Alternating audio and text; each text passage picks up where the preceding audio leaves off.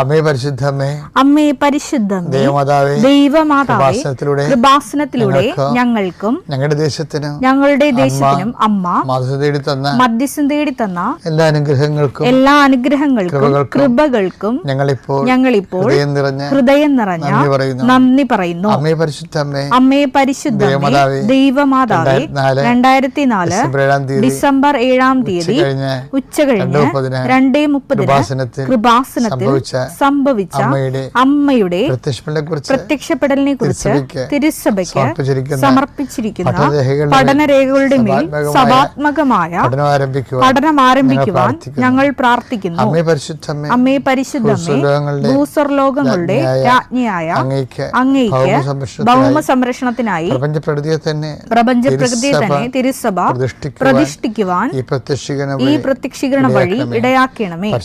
പരിശുദ്ധമ്മേ, ജപമാല മാതാവേ, സകല കൃപാസനം പ്രാർത്ഥനകളോടും ചേർത്ത് ഞങ്ങളിപ്പോൾ പ്രാർത്ഥിക്കുന്ന ഈ കുടുംബത്തിന്റെ പ്രത്യേക നിയോഗം പറമക്കളെ.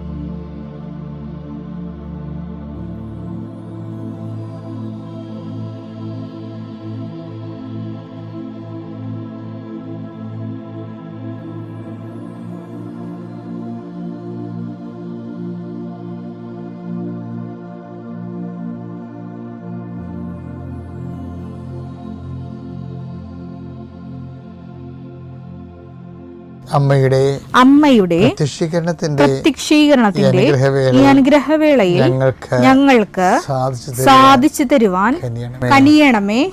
ആമേൻ. വിശ്വാസ പ്രമാണം. സർവശക്തനായ പിതാവും ആകാശത്തിന്റെയും ഭൂമിയുടെയും സൃഷ്ടാവുമായ ദൈവത്തിൽ ഞാൻ വിശ്വസിക്കുന്നു. അവിടുത്തെ ഏകപുത്രനും ഞങ്ങളുടെ കർത്താവുമായ ഈശോമിശിഹായിലും ഞാൻ വിശ്വസിക്കുന്നു. ഈ പുത്രൻ പരിശുദ്ധാത്മാവിനാൽ ഗർഭസ്ഥനായി കന്യകാമറിയത്തിൽ നിന്ന് പിറന്ന് പൊന്തിയോസ് പീലാത്തോസിന്റെ കാലത്ത് പീഡകൾ സഹിച്ച് കുരിശിൽ തറയ്ക്കപ്പെട്ട് മരിച്ച് അടക്കപ്പെട്ട് പാതാളങ്ങളിൽ ഇറങ്ങി മരിച്ചവരുടെ ഇടയിൽ നിന്ന് 3-ാം നാൾ ഉയർത്ത് സ്വർഗത്തിലേക്ക് എഴുന്നള്ളി സർവശക്തിയുള്ള പിതാവായ ദൈവത്തിന്റെ വലതുഭാഗത്തിരിക്കുന്നു. അവിടെ നിന്ന് ജീവിക്കുന്നവരെയും മരിച്ചവരെയും വിധിക്കുവാൻ വരുമെന്നും ഞാൻ വിശ്വസിക്കുന്നു. പരിശുദ്ധാത്മാവിലും ഞാൻ വിശ്വസിക്കുന്നു. വിശുദ്ധ കത്തോലിക്കാ സഭയിലും പുണ്യവാന്മാരുടെ ഐക്യത്തിലും പാപങ്ങളുടെ മോചനത്തിലും ശരീരത്തിന്റെ ഉയർപ്പിലും നിത്യമായ ജീവിതത്തിലും ഞാൻ വിശ്വസിക്കുന്നു. ആമേൻ. സ്വർഗ്ഗസ്ഥനായ ഞങ്ങളുടെ പിതാവേ, അങ്ങയുടെ നാമം പൂജിതമാകണമേ. അങ്ങയുടെ രാജ്യം വരണമേ. അങ്ങയുടെ തിരുമനസ് സ്വർഗത്തിലെ പോലെ ഭൂമിയിലും ആകണമേ. അന്നു വേണ്ടുന്ന ആഹാരം ഇന്ന് ഞങ്ങൾക്ക് തരണമേ. ഞങ്ങളോട് തെറ്റ് ചെയ്യുന്നവരോട് ഞങ്ങൾ ക്ഷമിക്കുന്നത് പോലെ ഞങ്ങളുടെ തെറ്റുകൾ ഞങ്ങളോടും ക്ഷമിക്കണമേ. ഞങ്ങളെ പ്രലോഭനത്തിൽ ഉൾപ്പെടുത്തരുതേ, തിന്മയിൽ ഞങ്ങൾ രക്ഷിക്കണമേ. ആമേൻ. നന്മ നിറഞ്ഞ മറിയമേ, സ്വസ്തി.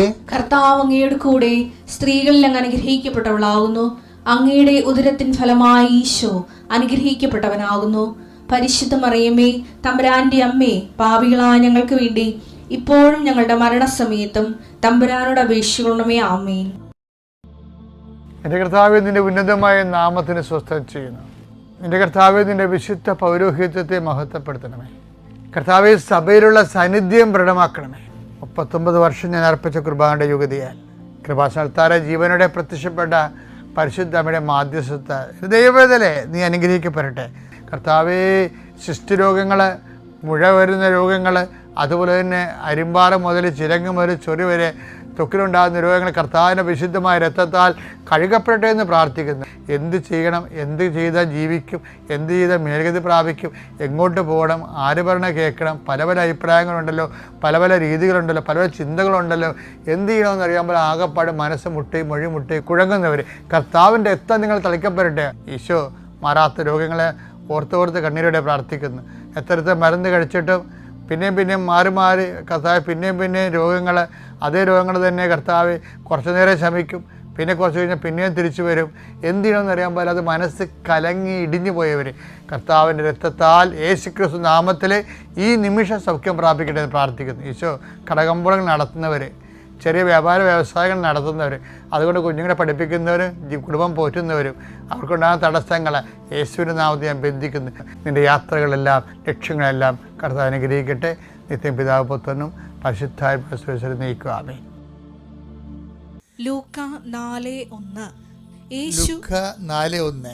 യേശു പരിശുദ്ധാത്മാവ് നിറഞ്ഞവനായി ജോർദാനിൽ നിന്ന് മടങ്ങി ആത്മാവ് അവനെ മരുഭൂമിയിലേക്ക് നയിച്ചു. ഇത് നിസ്സാരമായൊരു വചനമല്ല.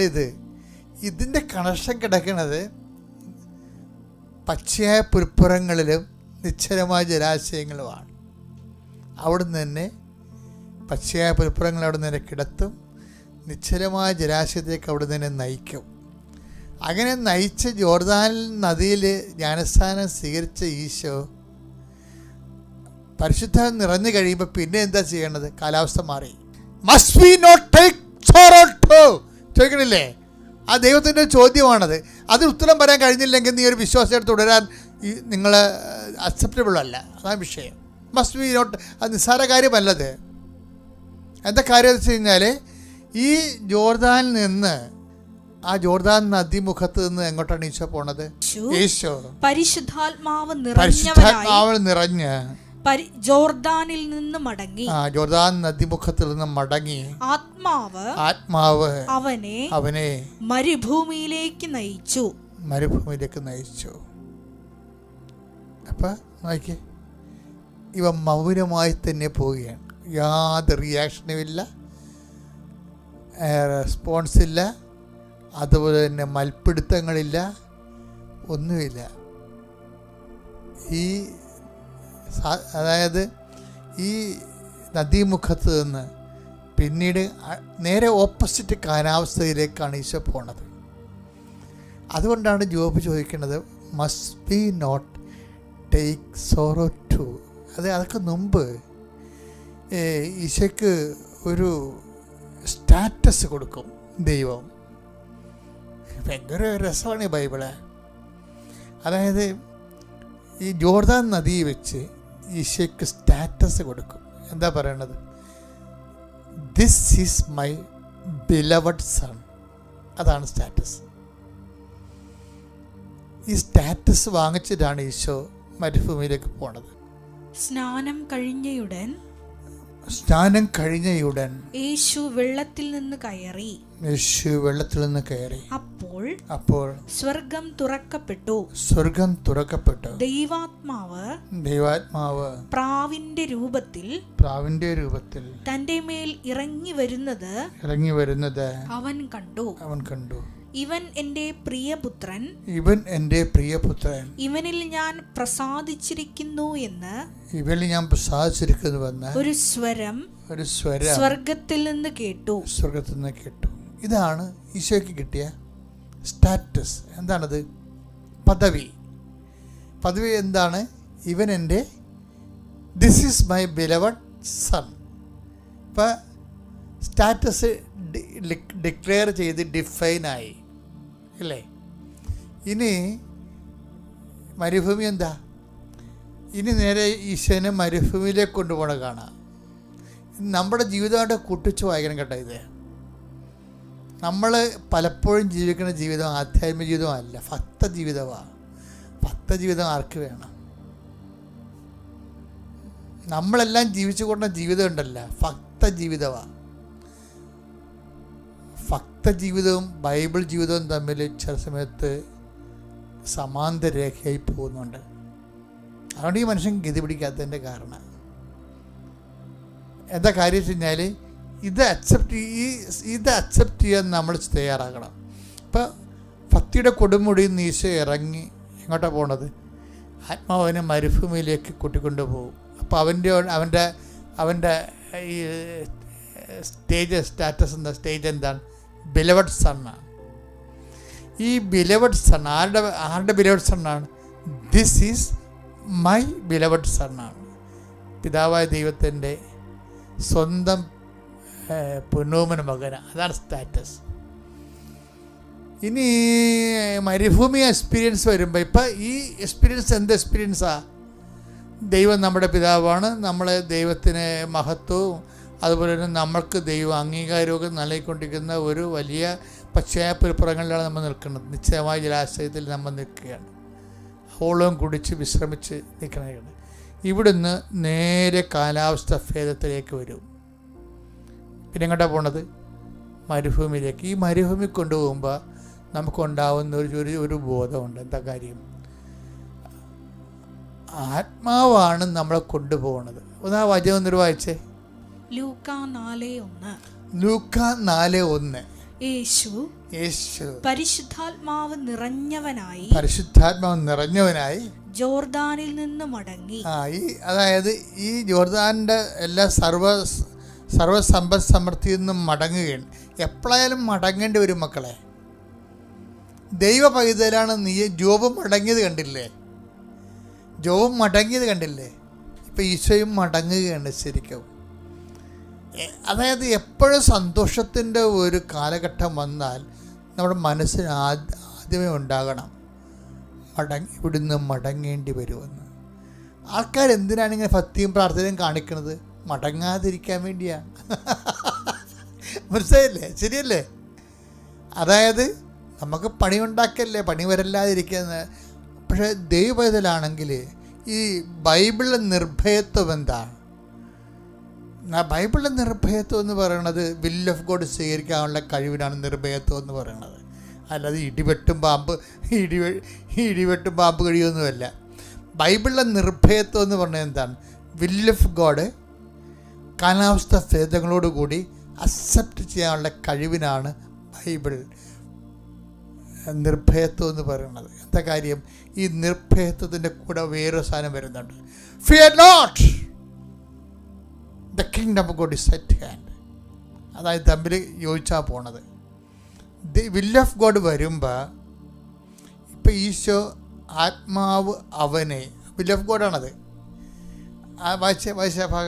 ആത്മാവ് അവനെ മരുഭൂമിയിലേക്ക് നയിച്ചു.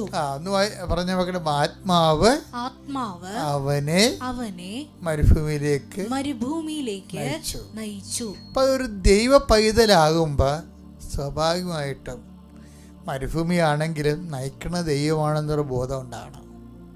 ഇപ്പം കടമാണ്, രോഗമാണ്, ഭർത്താവ് എന്നോട് സംശയമാണ്, എൻ്റെ മക്കളുടെ മുമ്പിൽ എനിക്ക് വരയില്ല എന്നൊക്കെ പറയാം നമുക്ക്. അപ്പോഴും ഓർക്കണം ദൈവവേദനെ, നീ പതറരുത്, ഭയപ്പെടുകയും ചെയ്യരുത്. എന്താണ്? നയിക്കണത് ദൈവമാണെന്നുള്ള ബോധം ഉണ്ടാകണം. പരിശുദ്ധ അമ്മ ജീവനോടെ പ്രത്യക്ഷപ്പെട്ട ഇയാൾ താരയിൽ ഒരു മാതാവിൻ്റെ പ്രതീക്ഷീകരണത്തിന് സാക്ഷിയാകാൻ അനുഗ്രഹിച്ചതിന് പരിശുദ്ധ അമ്മയ്ക്കും ദൈവമാതാവിനും 1000 നന്ദി പറയുന്നു.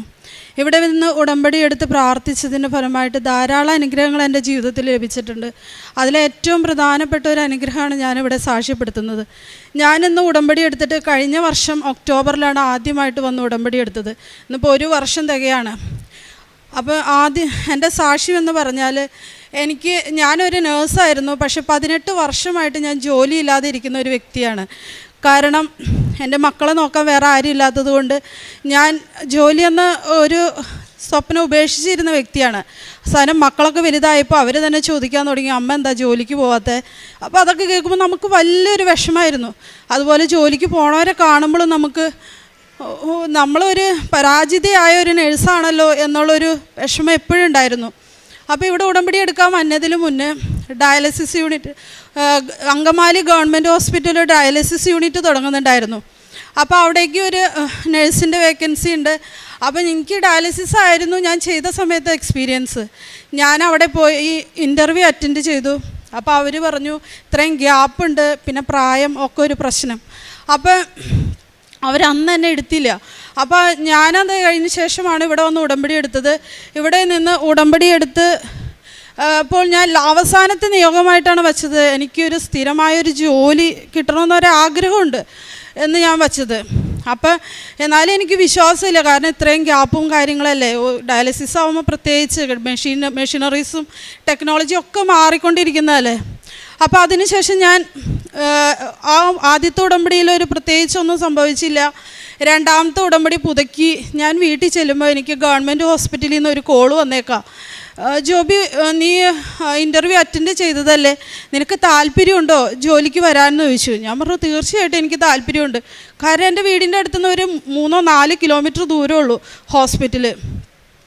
അപ്പം ഞാൻ എന്നിട്ട് പോയി പിറ്റേ ദിവസം ചെല്ലാൻ പറഞ്ഞു. ഞാൻ ചെന്നു. പോയപ്പോൾ എൻ്റെ കയ്യിൽ ഉടമ്പടി കാശ് രൂപവും ഉപ്പും എല്ലാം ഉണ്ടായിരുന്നു.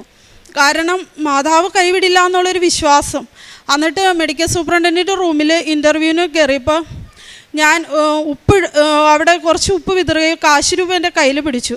എന്നിട്ട് അവർ പറഞ്ഞു ഞങ്ങൾ ആലോചിക്കട്ടെ, ജോബി പുറത്തിരിക്കുന്നു പറഞ്ഞു. ഞാൻ പോയി പുറത്തിരുന്നു. അപ്പോഴും ഞാൻ പ്രാർത്ഥിച്ചുകൊണ്ടിരുന്നു മാതാവെ കൈവിടല്ലേ എന്ന്. എന്നിട്ട് അതിനുശേഷം കുറച്ച് നേരം കഴിഞ്ഞപ്പോൾ അവരെന്നെ വിളിച്ചിട്ട് പറഞ്ഞു, ജോബി ഒരു കാര്യം ചെയ്യും, നാളെ തുടങ്ങി നീ 4 ദിവസം വാ, നിന്നെ ഞങ്ങളൊന്ന് വാച്ച് ചെയ്യട്ടെ, നിനക്കത് പറ്റുമോ എന്ന് നോക്കട്ടെ എന്ന് പറഞ്ഞു. ശരിയെന്ന് ഞാൻ പറഞ്ഞു. പിറ്റേ ദിവസം തുടങ്ങി ഒരു 4 ദിവസം അവരെന്നെ കാഷ്വാലിറ്റി, ഡയാലിസിസ് അങ്ങനെ എല്ലാ സ്ഥലങ്ങളിലും എന്നെ അവർ ജോലിക്ക് ഇട്ടു. കാരണം നമുക്ക് ഇത്രയും വർഷത്തെ ഗ്യാപ്പ് ഉള്ളതുകൊണ്ട് അത് നമുക്ക് ചെയ്യാൻ സാധിക്കുമെന്ന് അറിയണമല്ലോ. പക്ഷെ അപ്പോഴും ഞാൻ എൻ്റെ ഉടമ്പടി കാശ് രൂപ എൻ്റെ കൈ കരുതി. എല്ലാം നമുക്ക് എന്തോ വലിയൊരു ആത്മവിശ്വാസം മാതാവ് എനിക്ക് തന്നുകൊണ്ടിരുന്നു. അങ്ങനെ ഞാൻ 4 ദിവസം കഴിഞ്ഞപ്പോൾ അവരെൻ്റെ അടുത്ത് പറഞ്ഞു ഞങ്ങൾ പറയാം, ജോബി പൊക്കോ, ഞങ്ങൾ പറയാമെന്ന് പറഞ്ഞു. പിറ്റേ ദിവസം എനിക്ക് അവിടെ നിന്ന് കോള് വന്നേക്കാം, ജോബി നീ പോരെ, നീ സെലക്റ്റഡ് ആണ്, നിനക്ക് നീ യൂണിഫോം തയ്ച്ചോ. പക്ഷെ അപ്പോഴും നമ്മുടെ ഉള്ളിൽ ദൈവമേ സാധിക്കുമോ എന്നുള്ളൊരിതെങ്കിലും മാതാവ് എനിക്ക് അത് സാധിച്ചു തന്നു. ഇന്ന് 7 മാസമായിട്ട് ഗവൺമെൻറ് അങ്കമാലി താലൂക്ക് ഹോസ്പിറ്റലിൽ ഡയാലിസിസ് യൂണിറ്റിൽ ഒരു നേഴ്സായിട്ട് ഞാൻ ജോലി ചെയ്യാണ്. അതാണ് ഏറ്റവും പ്രധാനപ്പെട്ട എൻ്റെ അനുഗ്രഹം. പിന്നെ അത് തന്നെയല്ല എൻ്റെ പ്രേക്ഷിത പ്രവർത്തനങ്ങളെന്ന് പറഞ്ഞിട്ടുണ്ടെങ്കിൽ ഇപ്പോൾ ഡയാലിസിസിൽ വരുന്ന നിങ്ങൾക്കറിയാം ഗവൺമെൻറ് ഹോസ്പിറ്റലിൽ ഒത്തിരി രോഗികൾ പൈസയ്ക്കാണ് അവർക്ക് ഏറ്റവും ബുദ്ധിമുട്ട്, ഡയാലിസിസിന് വരുന്നവർക്കായാൽ പോലും. അപ്പം ഞാനും എൻ്റെ ഹസ്ബൻഡും ഞങ്ങളാൽ കഴിയുന്ന സാമ്പത്തിക സഹായം അവർക്ക് ചെയ്തു കൊടുക്കാറുണ്ട്. അതുപോലെ തന്നെ അവർക്കൊരു ആത്മവിശ്വാസം, അതാണ് അവർക്ക് ഏറ്റവും ആവശ്യം. കാരണം അവർ വളരെ ഡിപ്രസ്ഡാണ് ആ രോഗികൾ. കാരണം അവരുടെ ജീവിതം മുഴുവൻ ഒരു ഡയാലിസിസിലോ അല്ലെങ്കിൽ ട്രാൻസ്പ്ലാന്റിലോ ഒതുങ്ങുന്ന രോഗികളാണ്. അപ്പോൾ അവർക്ക് ആവശ്യമായ മാനസികവും എല്ലാ സപ്പോർട്ടുകളും മീൻസ് മാതാവിനെക്കുറിച്ചും കൃപാസനത്തെക്കുറിച്ചൊക്കെ പറഞ്ഞു കൊടുക്കാനും ഒക്കെ ഞങ്ങൾക്ക് സാധിക്കാറുണ്ട്. പുറത്തുള്ള മീൻസ് ഡയാലിസിസിലല്ലാതെ പുറത്തുള്ള രോഗികൾക്കായാൽ പോലും നമുക്ക് ചെയ്യാൻ പറ്റുന്ന സഹായങ്ങൾ ചെയ്തു കൊടുക്കാറുണ്ട്. അതുപോലെ എല്ലാ മാസവും ഞാനിവിടെ വന്ന് കൃപാസന പത്രം മേടിച്ച് വീടുകളിൽ കൊടുക്കുകയും ചെല്ലുന്ന വീടുകളിലൊക്കെ എൻ്റെ സാക്ഷ്യങ്ങൾ ഞാൻ പറയുകയും ചെയ്യാറുണ്ട്. അവരൊക്കെ കൃപാസനത്തിന് വരാൻ പ്രേരിപ്പിക്കുകയും അവരൊക്കെ വരികയും ചെയ്യാറുണ്ട്. അത് ഉടമ്പടി നിറച്ച വസ്തുക്കളും ഞാൻ മേടിച്ചു കൊണ്ടുവന്ന് കൊടുക്കാറുണ്ട്. പിന്നെ എല്ലാ ദിവസവും ദിവ്യബലി പങ്കെടുക്കും, കുമ്പസാരിക്കുകയും വിശുദ്ധ കുർബാന സ്വീകരിക്കുകയും ചെയ്യാറുണ്ട്. സമയം കിട്ടുമ്പോഴൊക്കെ വചനം വായിക്കാറുണ്ട്. എല്ലാ ദിവസവും ജോസഫ് അച്ഛൻ്റെ ഡെയിലി ബ്രെഡ് എന്ന പ്രോഗ്രാം കാണാറുണ്ട്. അതുപോലെ ഉടമ്പടി ധ്യാനത്തിലും അന്നത്തെ ദിവസം പങ്കെടുക്കാൻ പറ്റിയില്ലെങ്കിലും ഏതെങ്കിലും ഒരു ദിവസം ഞാനത് പങ്കെടുക്കാറുണ്ട്. പിന്നെ അതുപോലെ ഉടമ്പടി നിറച്ച വസ്തുക്കൾ ഉപയോഗിച്ചത് മൂലം എൻ്റെ ജീവിതത്തിൽ ഞങ്ങളുടെ കുടുംബത്തിൽ ഒരുപാട് അനുഗ്രഹങ്ങൾ കിട്ടിയിട്ടുണ്ട്. കാരണം കൃഷിയിടങ്ങളിൽ എല്ലാവരും പറയും നിങ്ങളുടെ വിള ഏറ്റവും മോശമായിരുന്നെന്ന് പറഞ്ഞാൽ പോലും നമുക്ക് ആ വിള ലഭിക്കുന്ന സമയത്ത് എല്ലാവരേക്കാളും ഏറ്റവും നല്ല വിളകൾ നൽകി കർത്താവും ഞങ്ങളെ ഒരുപാട് അനുഗ്രഹിച്ചിട്ടുണ്ട്. തന്ന എല്ലാ അനുഗ്രഹങ്ങൾക്കും മാതാവിന് ഈശോയ്ക്ക് നന്ദി പറഞ്ഞുകൊണ്ട് ഞാൻ നിർത്തുന്നു. എൻ്റെ പേര് നിഷ്മ, ഞാൻ കോട്ടയത്തു നിന്ന് വരുന്നു. ഞാനൊരു നേഴ്സാണ്. ഞാൻ കഴിഞ്ഞ വർഷമാണ് ഇവിടെ ആദ്യമായിട്ട് മാതാവിൻ്റെ തിരുസന്നിധി സാക്ഷ്യം പറഞ്ഞത്. അതെൻ്റെ ഒരു ജോലിയുടെ സംബന്ധമായിട്ടും എക്സാമിൻ്റെ സാക്ഷ്യമായിരുന്നു. അത് കഴിഞ്ഞ് ഞാൻ ഡൽഹിയിലോട്ട് ജോലി ചെയ്യാൻ പോയി. അവിടെ ആയിരുന്നപ്പം പോലും അവിടെ ഒരു അമ്മ മാതാവിൻ്റെ ഒരു രൂപം ഉണ്ടായിരുന്നു. ആ രൂപത്തിൻ്റെ അടിയിൽ കൃപാസന അമ്മയുണ്ടായിരുന്നു. അപ്പോഴേ എനിക്ക് മനസ്സിലായി സഞ്ചാരി മാതാവ് ഞാൻ പോകുന്നിടത്തെല്ലാം എൻ്റെ കൂടെ ഉണ്ടെന്ന്. അവിടെ എനിക്കൊരു പ്രത്യേക സാഹചര്യത്തിൽ എനിക്ക് തന്നെ ആവേണ്ടി വന്നു. പക്ഷേ അവിടെ ആയിരുന്നപ്പം പോലും എൻ്റെ അമ്മ മാതാവ് ഈശോ എൻ്റെ ഉപ്പ എൻ്റെ കൂടെ ഉണ്ടായിരുന്നു. ഞാൻ അങ്ങോട്ട് പോയപ്പോൾ ഞാൻ ഒറ്റയ്ക്കാവുമെന്ന് വിചാരിച്ചിരുന്നില്ല. പക്ഷേ അവിടെ ആയിരുന്നപ്പം എൻ്റെ 7 മാസം ഞാൻ അവിടെ തന്നെ ഡൽഹിയിലുണ്ടായിരുന്നു. എൻ്റെ അമ്മ മാതാവ് ഈശോനെ അതുപോലെ എന്നെ സംരക്ഷിച്ചു. യാതൊരു ആപത്തും കൂടാതെ എന്നെ അവിടെ കാതു പാലിച്ചു. അത് കഴിഞ്ഞിട്ട് ഞാൻ അവിടെ പുറത്തോട്ട് നോക്കുന്നുണ്ടായിരുന്നു, സൗദിയിലോട്ട്.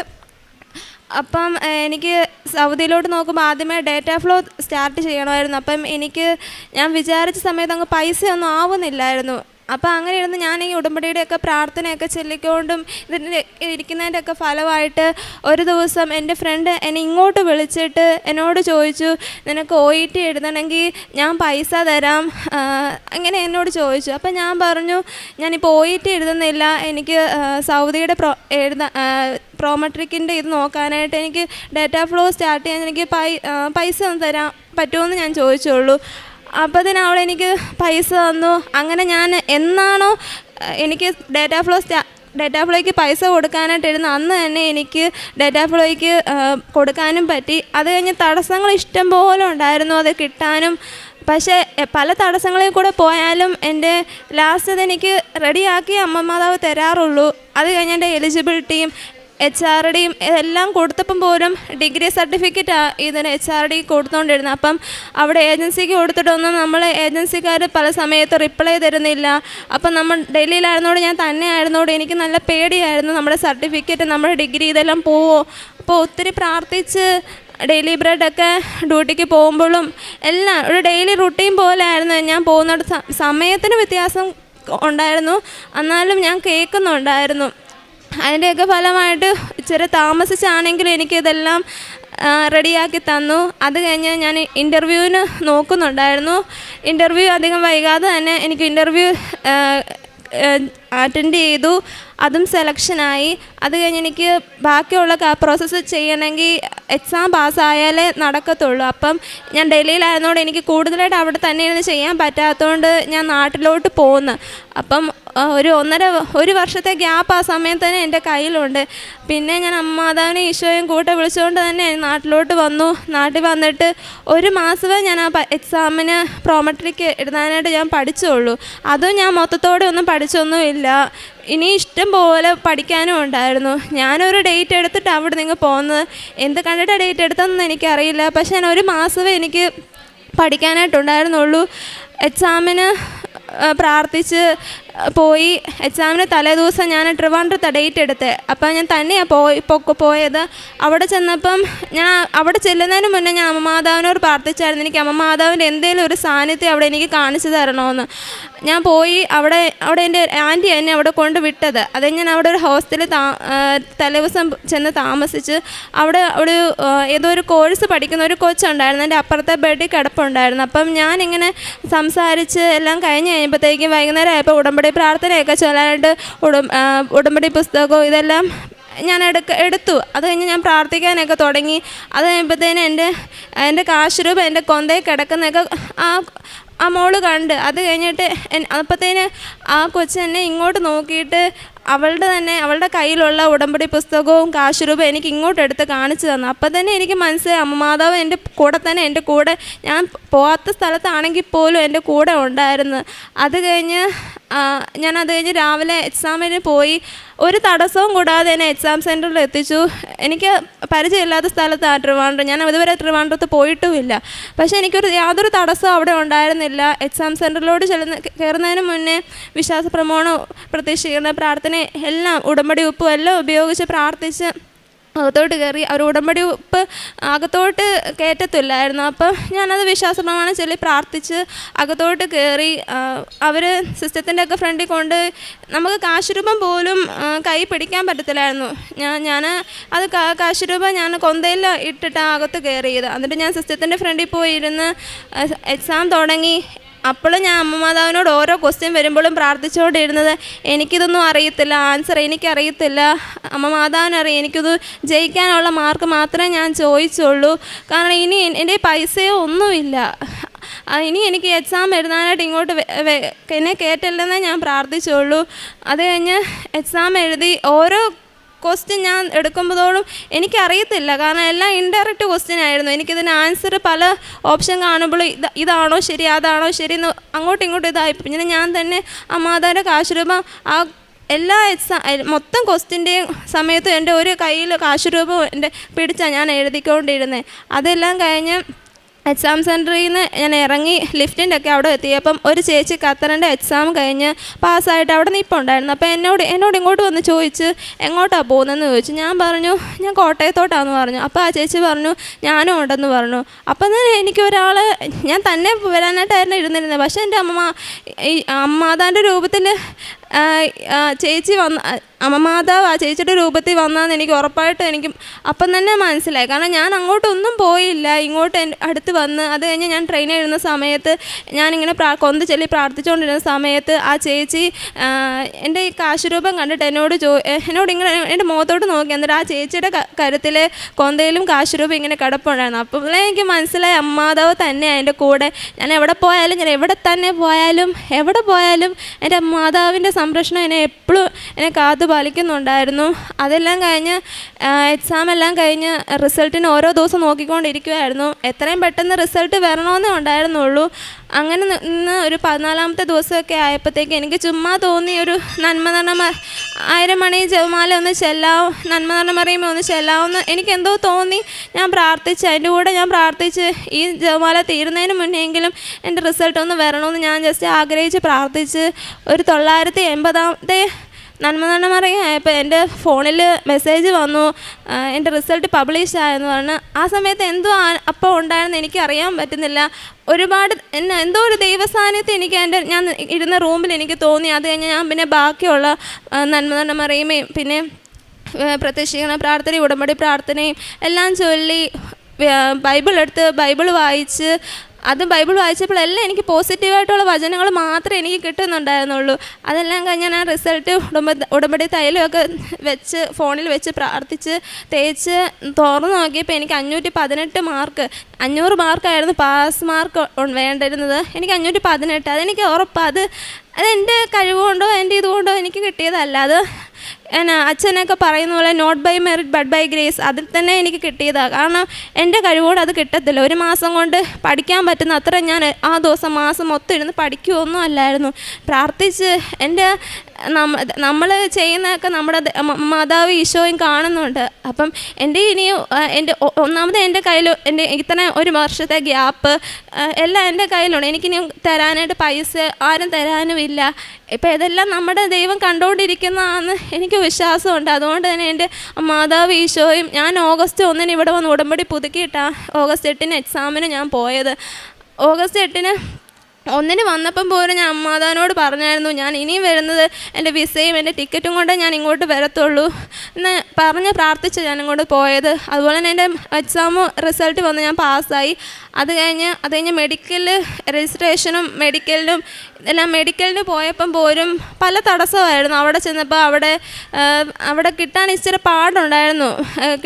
അവിടെ കഴിഞ്ഞ ലാസ്റ്റ് വീക്ക് മെഡിക്കൽ ചെയ്തതിൽ അവിടെ 2 പേർക്കോ 3 പേർക്കോ ആണ്ടേ മെഡിക്കൽ പാസ്സായുള്ളൂ.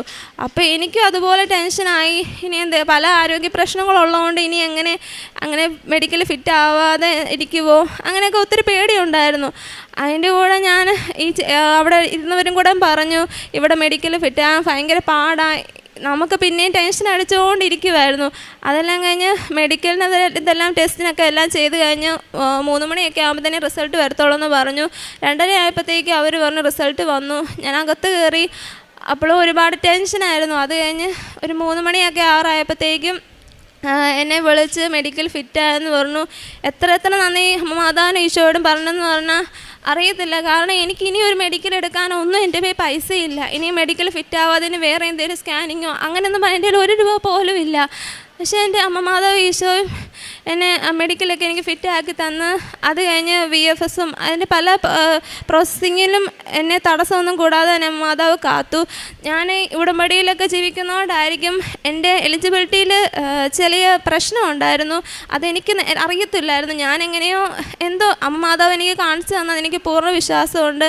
കാരണം എൻ്റെ എലിജിബിലിറ്റിയിൽ എന്തോ കോൺടാക്ട് നമ്പർ എന്തൊക്കെയോ വ്യത്യാസങ്ങൾ അങ്ങോട്ടും ഇങ്ങോട്ടും മാറി വന്നു. അപ്പം അത് വേറെ ആർക്കും അത് മനസ്സിലായില്ല. എനിക്കെന്തോ അത് തോന്നി ഞാൻ എന്നിട്ട് എൻ്റെ ഫ്രണ്ട്സിനോടൊക്കെ ചോദിച്ച്, അപ്പോൾ അത് തെറ്റായിട്ട് ചെയ്തവരുടെ പ്രശ്നമാണെന്ന് മനസ്സിലായി. എന്നിട്ട് പിന്നെ ഞാൻ പിന്നെയും പൈസ മുടക്കേണ്ടതൊക്കെ വന്നു. അത് ആ പൈസയൊക്കെ പലരുടെയും സഹായം കൊണ്ടാണ് എനിക്ക് കിട്ടിയത്.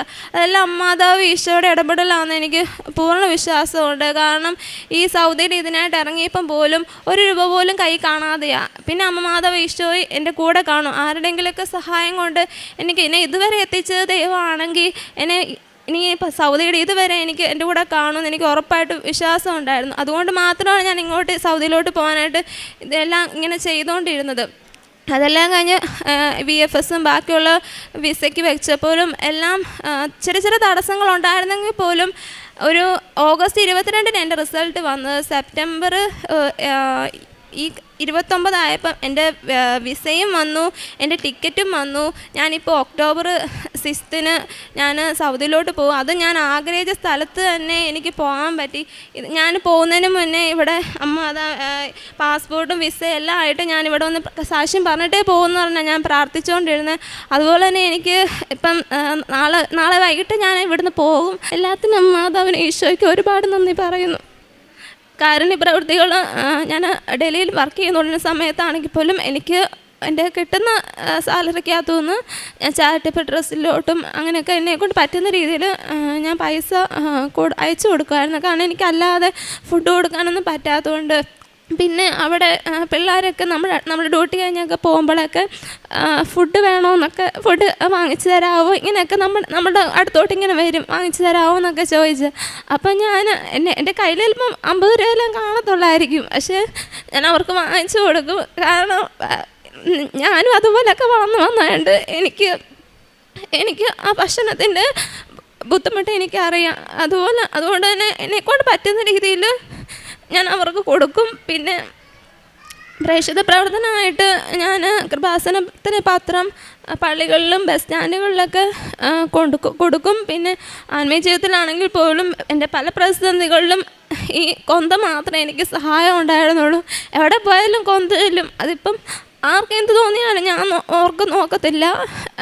എനിക്ക് കൊന്ത ചൊല്ലണമെന്നൊന്നുമില്ല. അതിപ്പോൾ ഞാൻ എവിടെയാണെങ്കിലും ഞാൻ കൊന്ത ചൊല്ലും. അതിപ്പോൾ എത്ര കൊന്ത ചെല്ലുന്നോ അതൊന്നും ഞാൻ ഓർക്കാറില്ല. കാരണം ഞാൻ മെഡിക്കലിനും എന്തൊരു കാര്യത്തിന് പോയാലും ഞാൻ ഈ കൊന്തയൊക്കെ ചൊല്ലിക്കൊണ്ട് എവിടെയും പൊയ്ക്കൊണ്ടിരുന്നത്. അപ്പം അതിപ്പോൾ എനിക്ക് ട്രെയിനിലൊന്നും എനിക്ക് നിൽക്കാൻ പോലും എനിക്ക് സ്ഥലം കാണത്തില്ല. പക്ഷെ ഞാൻ ഈ കൊന്തയൊക്കെ ചൊല്ലിക്കൊണ്ടാണ് പല സ്ഥലത്തും പൊയ്ക്കൊണ്ടിരുന്നത്. അപ്പം അവിടെ എല്ലാം എനിക്ക് അമ്മാതാവിൻ്റെ ഒരു സാന്നിധ്യം ഞാൻ പോകുന്നിടത്തെല്ലാം എൻ്റെ കൂടെ ഉണ്ടായിരുന്നു.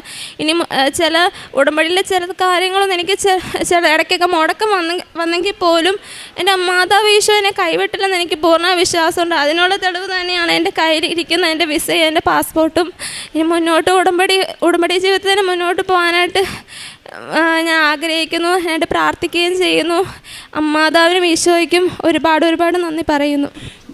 ഞാൻ ഒരുപാട് നാളായി സാക്ഷ്യം പറയണമെന്ന് വിചാരിച്ചിരിക്കുകയായിരുന്നു. എനിക്ക് സാധിക്കാത്തത് എൻ്റെ മക്കൾ ഇവിടെ കൂടെ ഇല്ലാത്തത് കൊണ്ടാണ്. അവർക്ക് കിട്ടിയ സൗഖ്യങ്ങൾ പിന്നെ പറയാം. ഇപ്പോൾ ഞാൻ പറയുന്നത് എനിക്ക് കിട്ടിയ രോഗസൗഖ്യവും പിന്നെ ഞാൻ രക്ഷപ്പെട്ട ഒരു 2 കാര്യങ്ങളുമാണ് എനിക്ക് പറയാനുള്ളത്. ഞാൻ ഒരു അക്രൈസ്തവയാണ്. എൻ്റെ പേര് ശാലിനി. ഞാൻ മലപ്പുറം ജില്ലയിൽ നിന്നാണ് വരുന്നത്. ഇതെൻ്റെ ഭർത്താവാണ്. പിന്നെ 2023 മെയ് 12-നാണ് ഞാൻ ആദ്യമായി തീർത്ഥാടന ഉടമ്പടി എടുത്തത്. ഓൺലൈനിൽ ഉടമ്പടി എടുത്തത് ഫെബ്രുവരി 28-നാണ്. പിന്നെ അതിനുശേഷം എനിക്ക് കിട്ടിയ ഓരോ അനുഗ്രഹങ്ങളും ഒരുപാടുണ്ട് അനുഗ്രഹങ്ങൾ. എന്നാലും പൂർണ്ണമായില്ലെങ്കിലും എൻ്റെ അമ്മ മാതാവിനെ വിശ്വസിച്ച് ഞാൻ ഇപ്പോഴും മുന്നോട്ട് പോവുകയാണ്. ഇനിയും ഞാൻ ഉടമ്പടി എടുത്ത അന്ന് മുതൽ ഞാൻ പ്രാർത്ഥിക്കുന്നത് എൻ്റെ മരണം വരെ എനിക്ക് ഉടമ്പടി നിലനിൽക്കാൻ, എനിക്ക് ഇവിടെ വന്ന് ഉടമ്പടി എടുക്കാനും പുതുക്കാനുമുള്ള എല്ലാ അനുഗ്രഹങ്ങളും അമ്മ മാതാവും തരണമെന്നാണ്. ഒരിക്കൽ പോലും എനിക്കിവിടെ വരാതിരിക്കാൻ ഇനി ഈ ജന്മം കൊണ്ട് എനിക്ക് സാധിക്കില്ല. എന്താണെന്ന് വെച്ചാൽ ഞാൻ അത്രയും അമ്മയെ ഈശോയെ അറിഞ്ഞ് ആഴത്തിൽ സ്നേഹിച്ച് ജീവിക്കുകയാണ്. ഈ വിശ്വാസത്തിൽ തന്നെ എന്നും എൻ്റെ മരണം വരെ എനിക്ക് ജീവിക്കണം എന്നുള്ള ആഗ്രഹം മാത്രമേ ഉള്ളൂ. 2023 ഫെബ്രുവരി മാസം ഒരു ദിവസം ഞാനും എൻ്റെ ഭർത്താവും, ഞങ്ങൾക്ക് പുഴയുണ്ട്, ഞങ്ങളുടെ പുഴ തീരത്താണ് ഞങ്ങളുടെ വീട്. പുഴ കടന്ന് ഞങ്ങളുടെ ഒരു ഉത്സവത്തിൻ്റെ അതിലേക്കായിട്ട് ഞങ്ങൾ പോകുമ്പോൾ പുഴയുടെ അക്കരെ എത്തി തോണി എനിക്ക് പിടിച്ച് തന്ന് പിന്നെ ഞാൻ ഇറങ്ങാൻ നോക്കുമ്പോൾ അവിടെ ഭയങ്കര ആഴമുള്ള സ്ഥലമാണ്. പിന്നെ ഭയങ്കര കറുപ്പായിട്ട് കാണും ആഴക്കൂടുതലുള്ളത് കൊണ്ട്. അവിടെ ഇറങ്ങാൻ നോക്കിയപ്പോൾ തോണി പിറകോട്ട് പോയി, ഞാൻ ബാക്കോട്ട് മറിഞ്ഞ് അങ്ങോട്ട് വീണ്. അത് ഉപ്പുവെള്ളം കയറുന്ന സമയമായിരുന്നു, കടൽ വെള്ളം കയറുന്ന സമയമായിരുന്നു. എന്താണെന്ന് വെച്ചാൽ സാധാരണ ഏതൊരു നീന്താൻ അറിയുന്ന ആളും വെള്ളത്തിൽ വീണാൽ ആഴത്തിൽ മുങ്ങിപ്പോയി പിന്നെ പൊങ്ങുകയാണ് ചെയ്യുന്നത്. ഞാൻ അതില്ലാതെ എന്നെ അമ്മ മാതാവ് നീന്താൻ അറിയുന്ന ഒരാൾ മലർന്ന് കിടന്ന് നീന്തുന്നത് പോലെ എന്നെ അമ്മ മാതാവ് കൊണ്ട് ഞാൻ ആഴത്തിലേക്ക് പോകുന്നതായിട്ട് ഞാൻ അറിയുന്നുണ്ട്. കിടന്നിട്ടായാലും മുങ്ങിയില്ലെങ്കിലും ഞാൻ അറിയുന്നുണ്ട്. എൻ്റെ മുഖത്തോ വായലോ ഒന്നും ഒരു തുള്ളി പോലും ഉപ്പുവെള്ളമായതായി എനിക്കറിയില്ല. എന്താണെന്ന് വെച്ചാൽ അത്രയും എന്നെ കരുതി, ഞാൻ നീന്താൻ അറിയുന്ന ഒരാളെ പോലെയാണ് ഞാൻ ആ വെള്ളത്തിൽ കുറച്ച് ദൂരം അങ്ങോട്ട് ബാക്കോട്ട് പിന്നിട്ടത്. അത് കഴിഞ്ഞ് എന്നിട്ടും എനിക്ക് പേടി ഉണ്ടായിട്ടില്ല. ഞാൻ ഉടമ്പടി എടുത്തത് മുതൽ എനിക്ക് ഒരു പേടിയില്ല. ഞാൻ ഭയങ്കര ടെൻഷനും പേടിയുമുള്ള ആളാണ്. എനിക്ക് ആ ധൈര്യം എൻ്റെ ഉടമ്പടിയിലൂടെ എൻ്റെ അമ്മ മാതാവ് എനിക്ക് നേടിത്തന്നു. വെള്ളത്തിൽ വീണ് ഞാൻ ബാക്കോട്ട് പോയിക്കൊണ്ടിരിക്കുമ്പോഴും എനിക്കൊരു പേടിയില്ല. ഞാൻ തോണി പിടിക്കണം എന്നുള്ളതാണ് ഞാൻ പറയുന്നത്. എങ്ങനെയെന്ന് അറിഞ്ഞൂടാ, കുറച്ച് അകലത്തിൽ ഞാൻ ബാക്കോട്ട് പോയി. കുറച്ചകലത്തിൽ അങ്ങോട്ട് ബാക്കോട്ട് പോയി. ഞാൻ മുങ്ങിയില്ല. പിന്നെ എന്നെ ആരാ പിടിച്ച് കരക്കിട്ടതെന്ന് എനിക്ക് ഇപ്പോഴും ഒരു ഐഡിയ ഇല്ല. എൻ്റെ ഭർത്താവ് പറയും ഞാൻ പിടിച്ച് വലിച്ച് കരക്കിലേക്ക് ഇട്ടതാണെന്ന് പറഞ്ഞ്. എനിക്ക് നീന്താൻ തീരെ അറിയാത്ത ആളാണ്. എന്നിട്ടും എനിക്കിപ്പോഴും ഞാൻ പറയും, എപ്പോഴും ഞാൻ ആ കഥ ഓർക്കുമ്പോൾ ഞാൻ പറയും എൻ്റെ അമ്മ മാതാവ് മാത്രമാണ് എന്നെ തൊട്ടത്, എന്നെ അല്ലാതെ വേറെ ഒരാളും തൊട്ടിട്ടില്ല, അല്ലാതെ ഞാൻ രക്ഷപ്പെടില്ല എന്നുള്ളത്. ആരോട് ചോദിച്ചാലും പറയും, ഏത് നീന്താൻ അറിയുന്ന ആൾക്കാരും ഒന്ന് ആഴത്തിൽ പോയതിന് ശേഷമേ പൊങ്ങി വരുമോ എന്നുള്ളത്. ഞാനിത് തീരെ മുങ്ങിയിട്ടില്ല. എൻ്റെ മുങ്ങിയില്ല എന്നുള്ളത് ശുദ്ധജലമാണെങ്കിൽ നമുക്കത് അറിയില്ല എന്ന് വിചാരിക്കുക. ഇത് ഉപ്പുവെള്ളം ആയതുകൊണ്ട് ആ ഉപ്പുവെള്ളം എങ്ങനെയായാലും വായലെത്തും എന്നുള്ളത് അറിയാം. ഞാൻ തീരെ ഉപ്പിൻ്റെ യാതൊരു ഇതും ഞാൻ അറിഞ്ഞിട്ടില്ല. അതിൽ നിന്നെല്ലാം എൻ്റെ അമ്മ മാതാവ് എന്നെ രക്ഷിച്ചു. പിന്നെ അതിന് ശേഷം ഒരു പ്രാവശ്യം ഞങ്ങൾ ഇതുപോലെ പുഴയിലൂടെ തന്നെ, ഞങ്ങൾക്ക് കൂടുതലും പുഴയിൽ കൂടെയാണ് ഞങ്ങൾ മറുകരയിലേക്ക് ഞങ്ങൾക്ക് സ്വന്തക്കാരൊക്കെ ഉണ്ട് അവിടേക്കൊക്കെ പോകുന്നത്. അപ്പോൾ ആ പോകുന്ന സമയത്ത് ഒരു സമയം ഉച്ച സമയം 2 മണി ആയിട്ടുണ്ട് വരുമ്പോൾ. ആ 2 മണിക്ക് സമയം വരുമ്പോൾ നല്ല കാറ്റും ഓളവും ഒക്കെ ഉണ്ടാവും. അത് സാധാരണ വരുമ്പം ഒരുവിധം നമുക്ക് എല്ലാവർക്കും വരാൻ പറ്റുന്ന ഒരു രീതിക്കാണ് ഉണ്ടാവുക. അന്ന് ഭയങ്കരമായിട്ട് കടലോളം പോലെ ഓളം ഉയരത്തിലങ്ങ് പൊങ്ങിയിട്ട്, അപ്പോൾ ഞങ്ങൾക്ക് രണ്ടാൾക്കും പേടിയായി. എൻ്റെ ഭർത്താവിന് മാത്രമേ നീന്താൻ അറിയൂ. എന്നാലും പിന്നെ ഞാൻ പറഞ്ഞു നമുക്ക് തോണി ഇവിടെ കെട്ടിയിട്ട് നമുക്ക് നടന്ന് വേറെ വഴിക്ക് പോകാമെന്ന് പറഞ്ഞു. അത് ബുദ്ധിമുട്ടല്ലേ, പിന്നെ തോണി എടുക്കാൻ പിന്നെയും വരണ്ടേന്ന് വിചാരിച്ച് അങ്ങനെ നിന്നു. ആ വെള്ളം കണ്ടു കഴിഞ്ഞാൽ അന്ന് ഞങ്ങൾ ഒരിക്കലും അതിൽ കൂടെ ഒരാളും ധൈര്യപ്പെട്ട് വരില്ല. എന്നാലും ഞങ്ങൾ ആ തോണിയിൽ കയറി. ഞാൻ തോണിയിൽ ഇരുന്നിട്ട് ഞാൻ എൻ്റെ ഈശോയെ വിളിച്ചിട്ട് ഞാൻ കടലിനെ ശാന്തമാക്കിയ ഈശോപ്പ, ഞങ്ങൾ മറുകര എത്തുന്നത് വരെ ഈ തിര ഇനി ഉണ്ടാവരുത്, ഈ ഓളം ഇനി ഉണ്ടാവരുതെന്ന് ഞാൻ മനസ്സൊരുക്കി ഞാൻ മറുകര എത്തുന്നത് വരെ ഞാൻ പ്രാർത്ഥിച്ചു. ഞങ്ങൾ ആ കയറിയതേ നിമിഷം ആ ഉയർന്ന ഓളം എവിടെ പോയി എന്നുള്ളത് എനിക്കറിയില്ല. എൻ്റെ അപ്പനും ഈശോ അമ്മ മാതാവ് എപ്പോഴും ഞാൻ വിളിക്കുന്ന എൻ്റെ കൂടെ ഉണ്ടാവുന്നുണ്ട്. എനിക്ക് കഴിയുന്നവരോട് മുഴുവൻ ഞാനത് പറയും.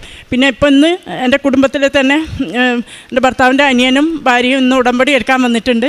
അവരും ഉടമ്പടി എടുത്തതാണ്.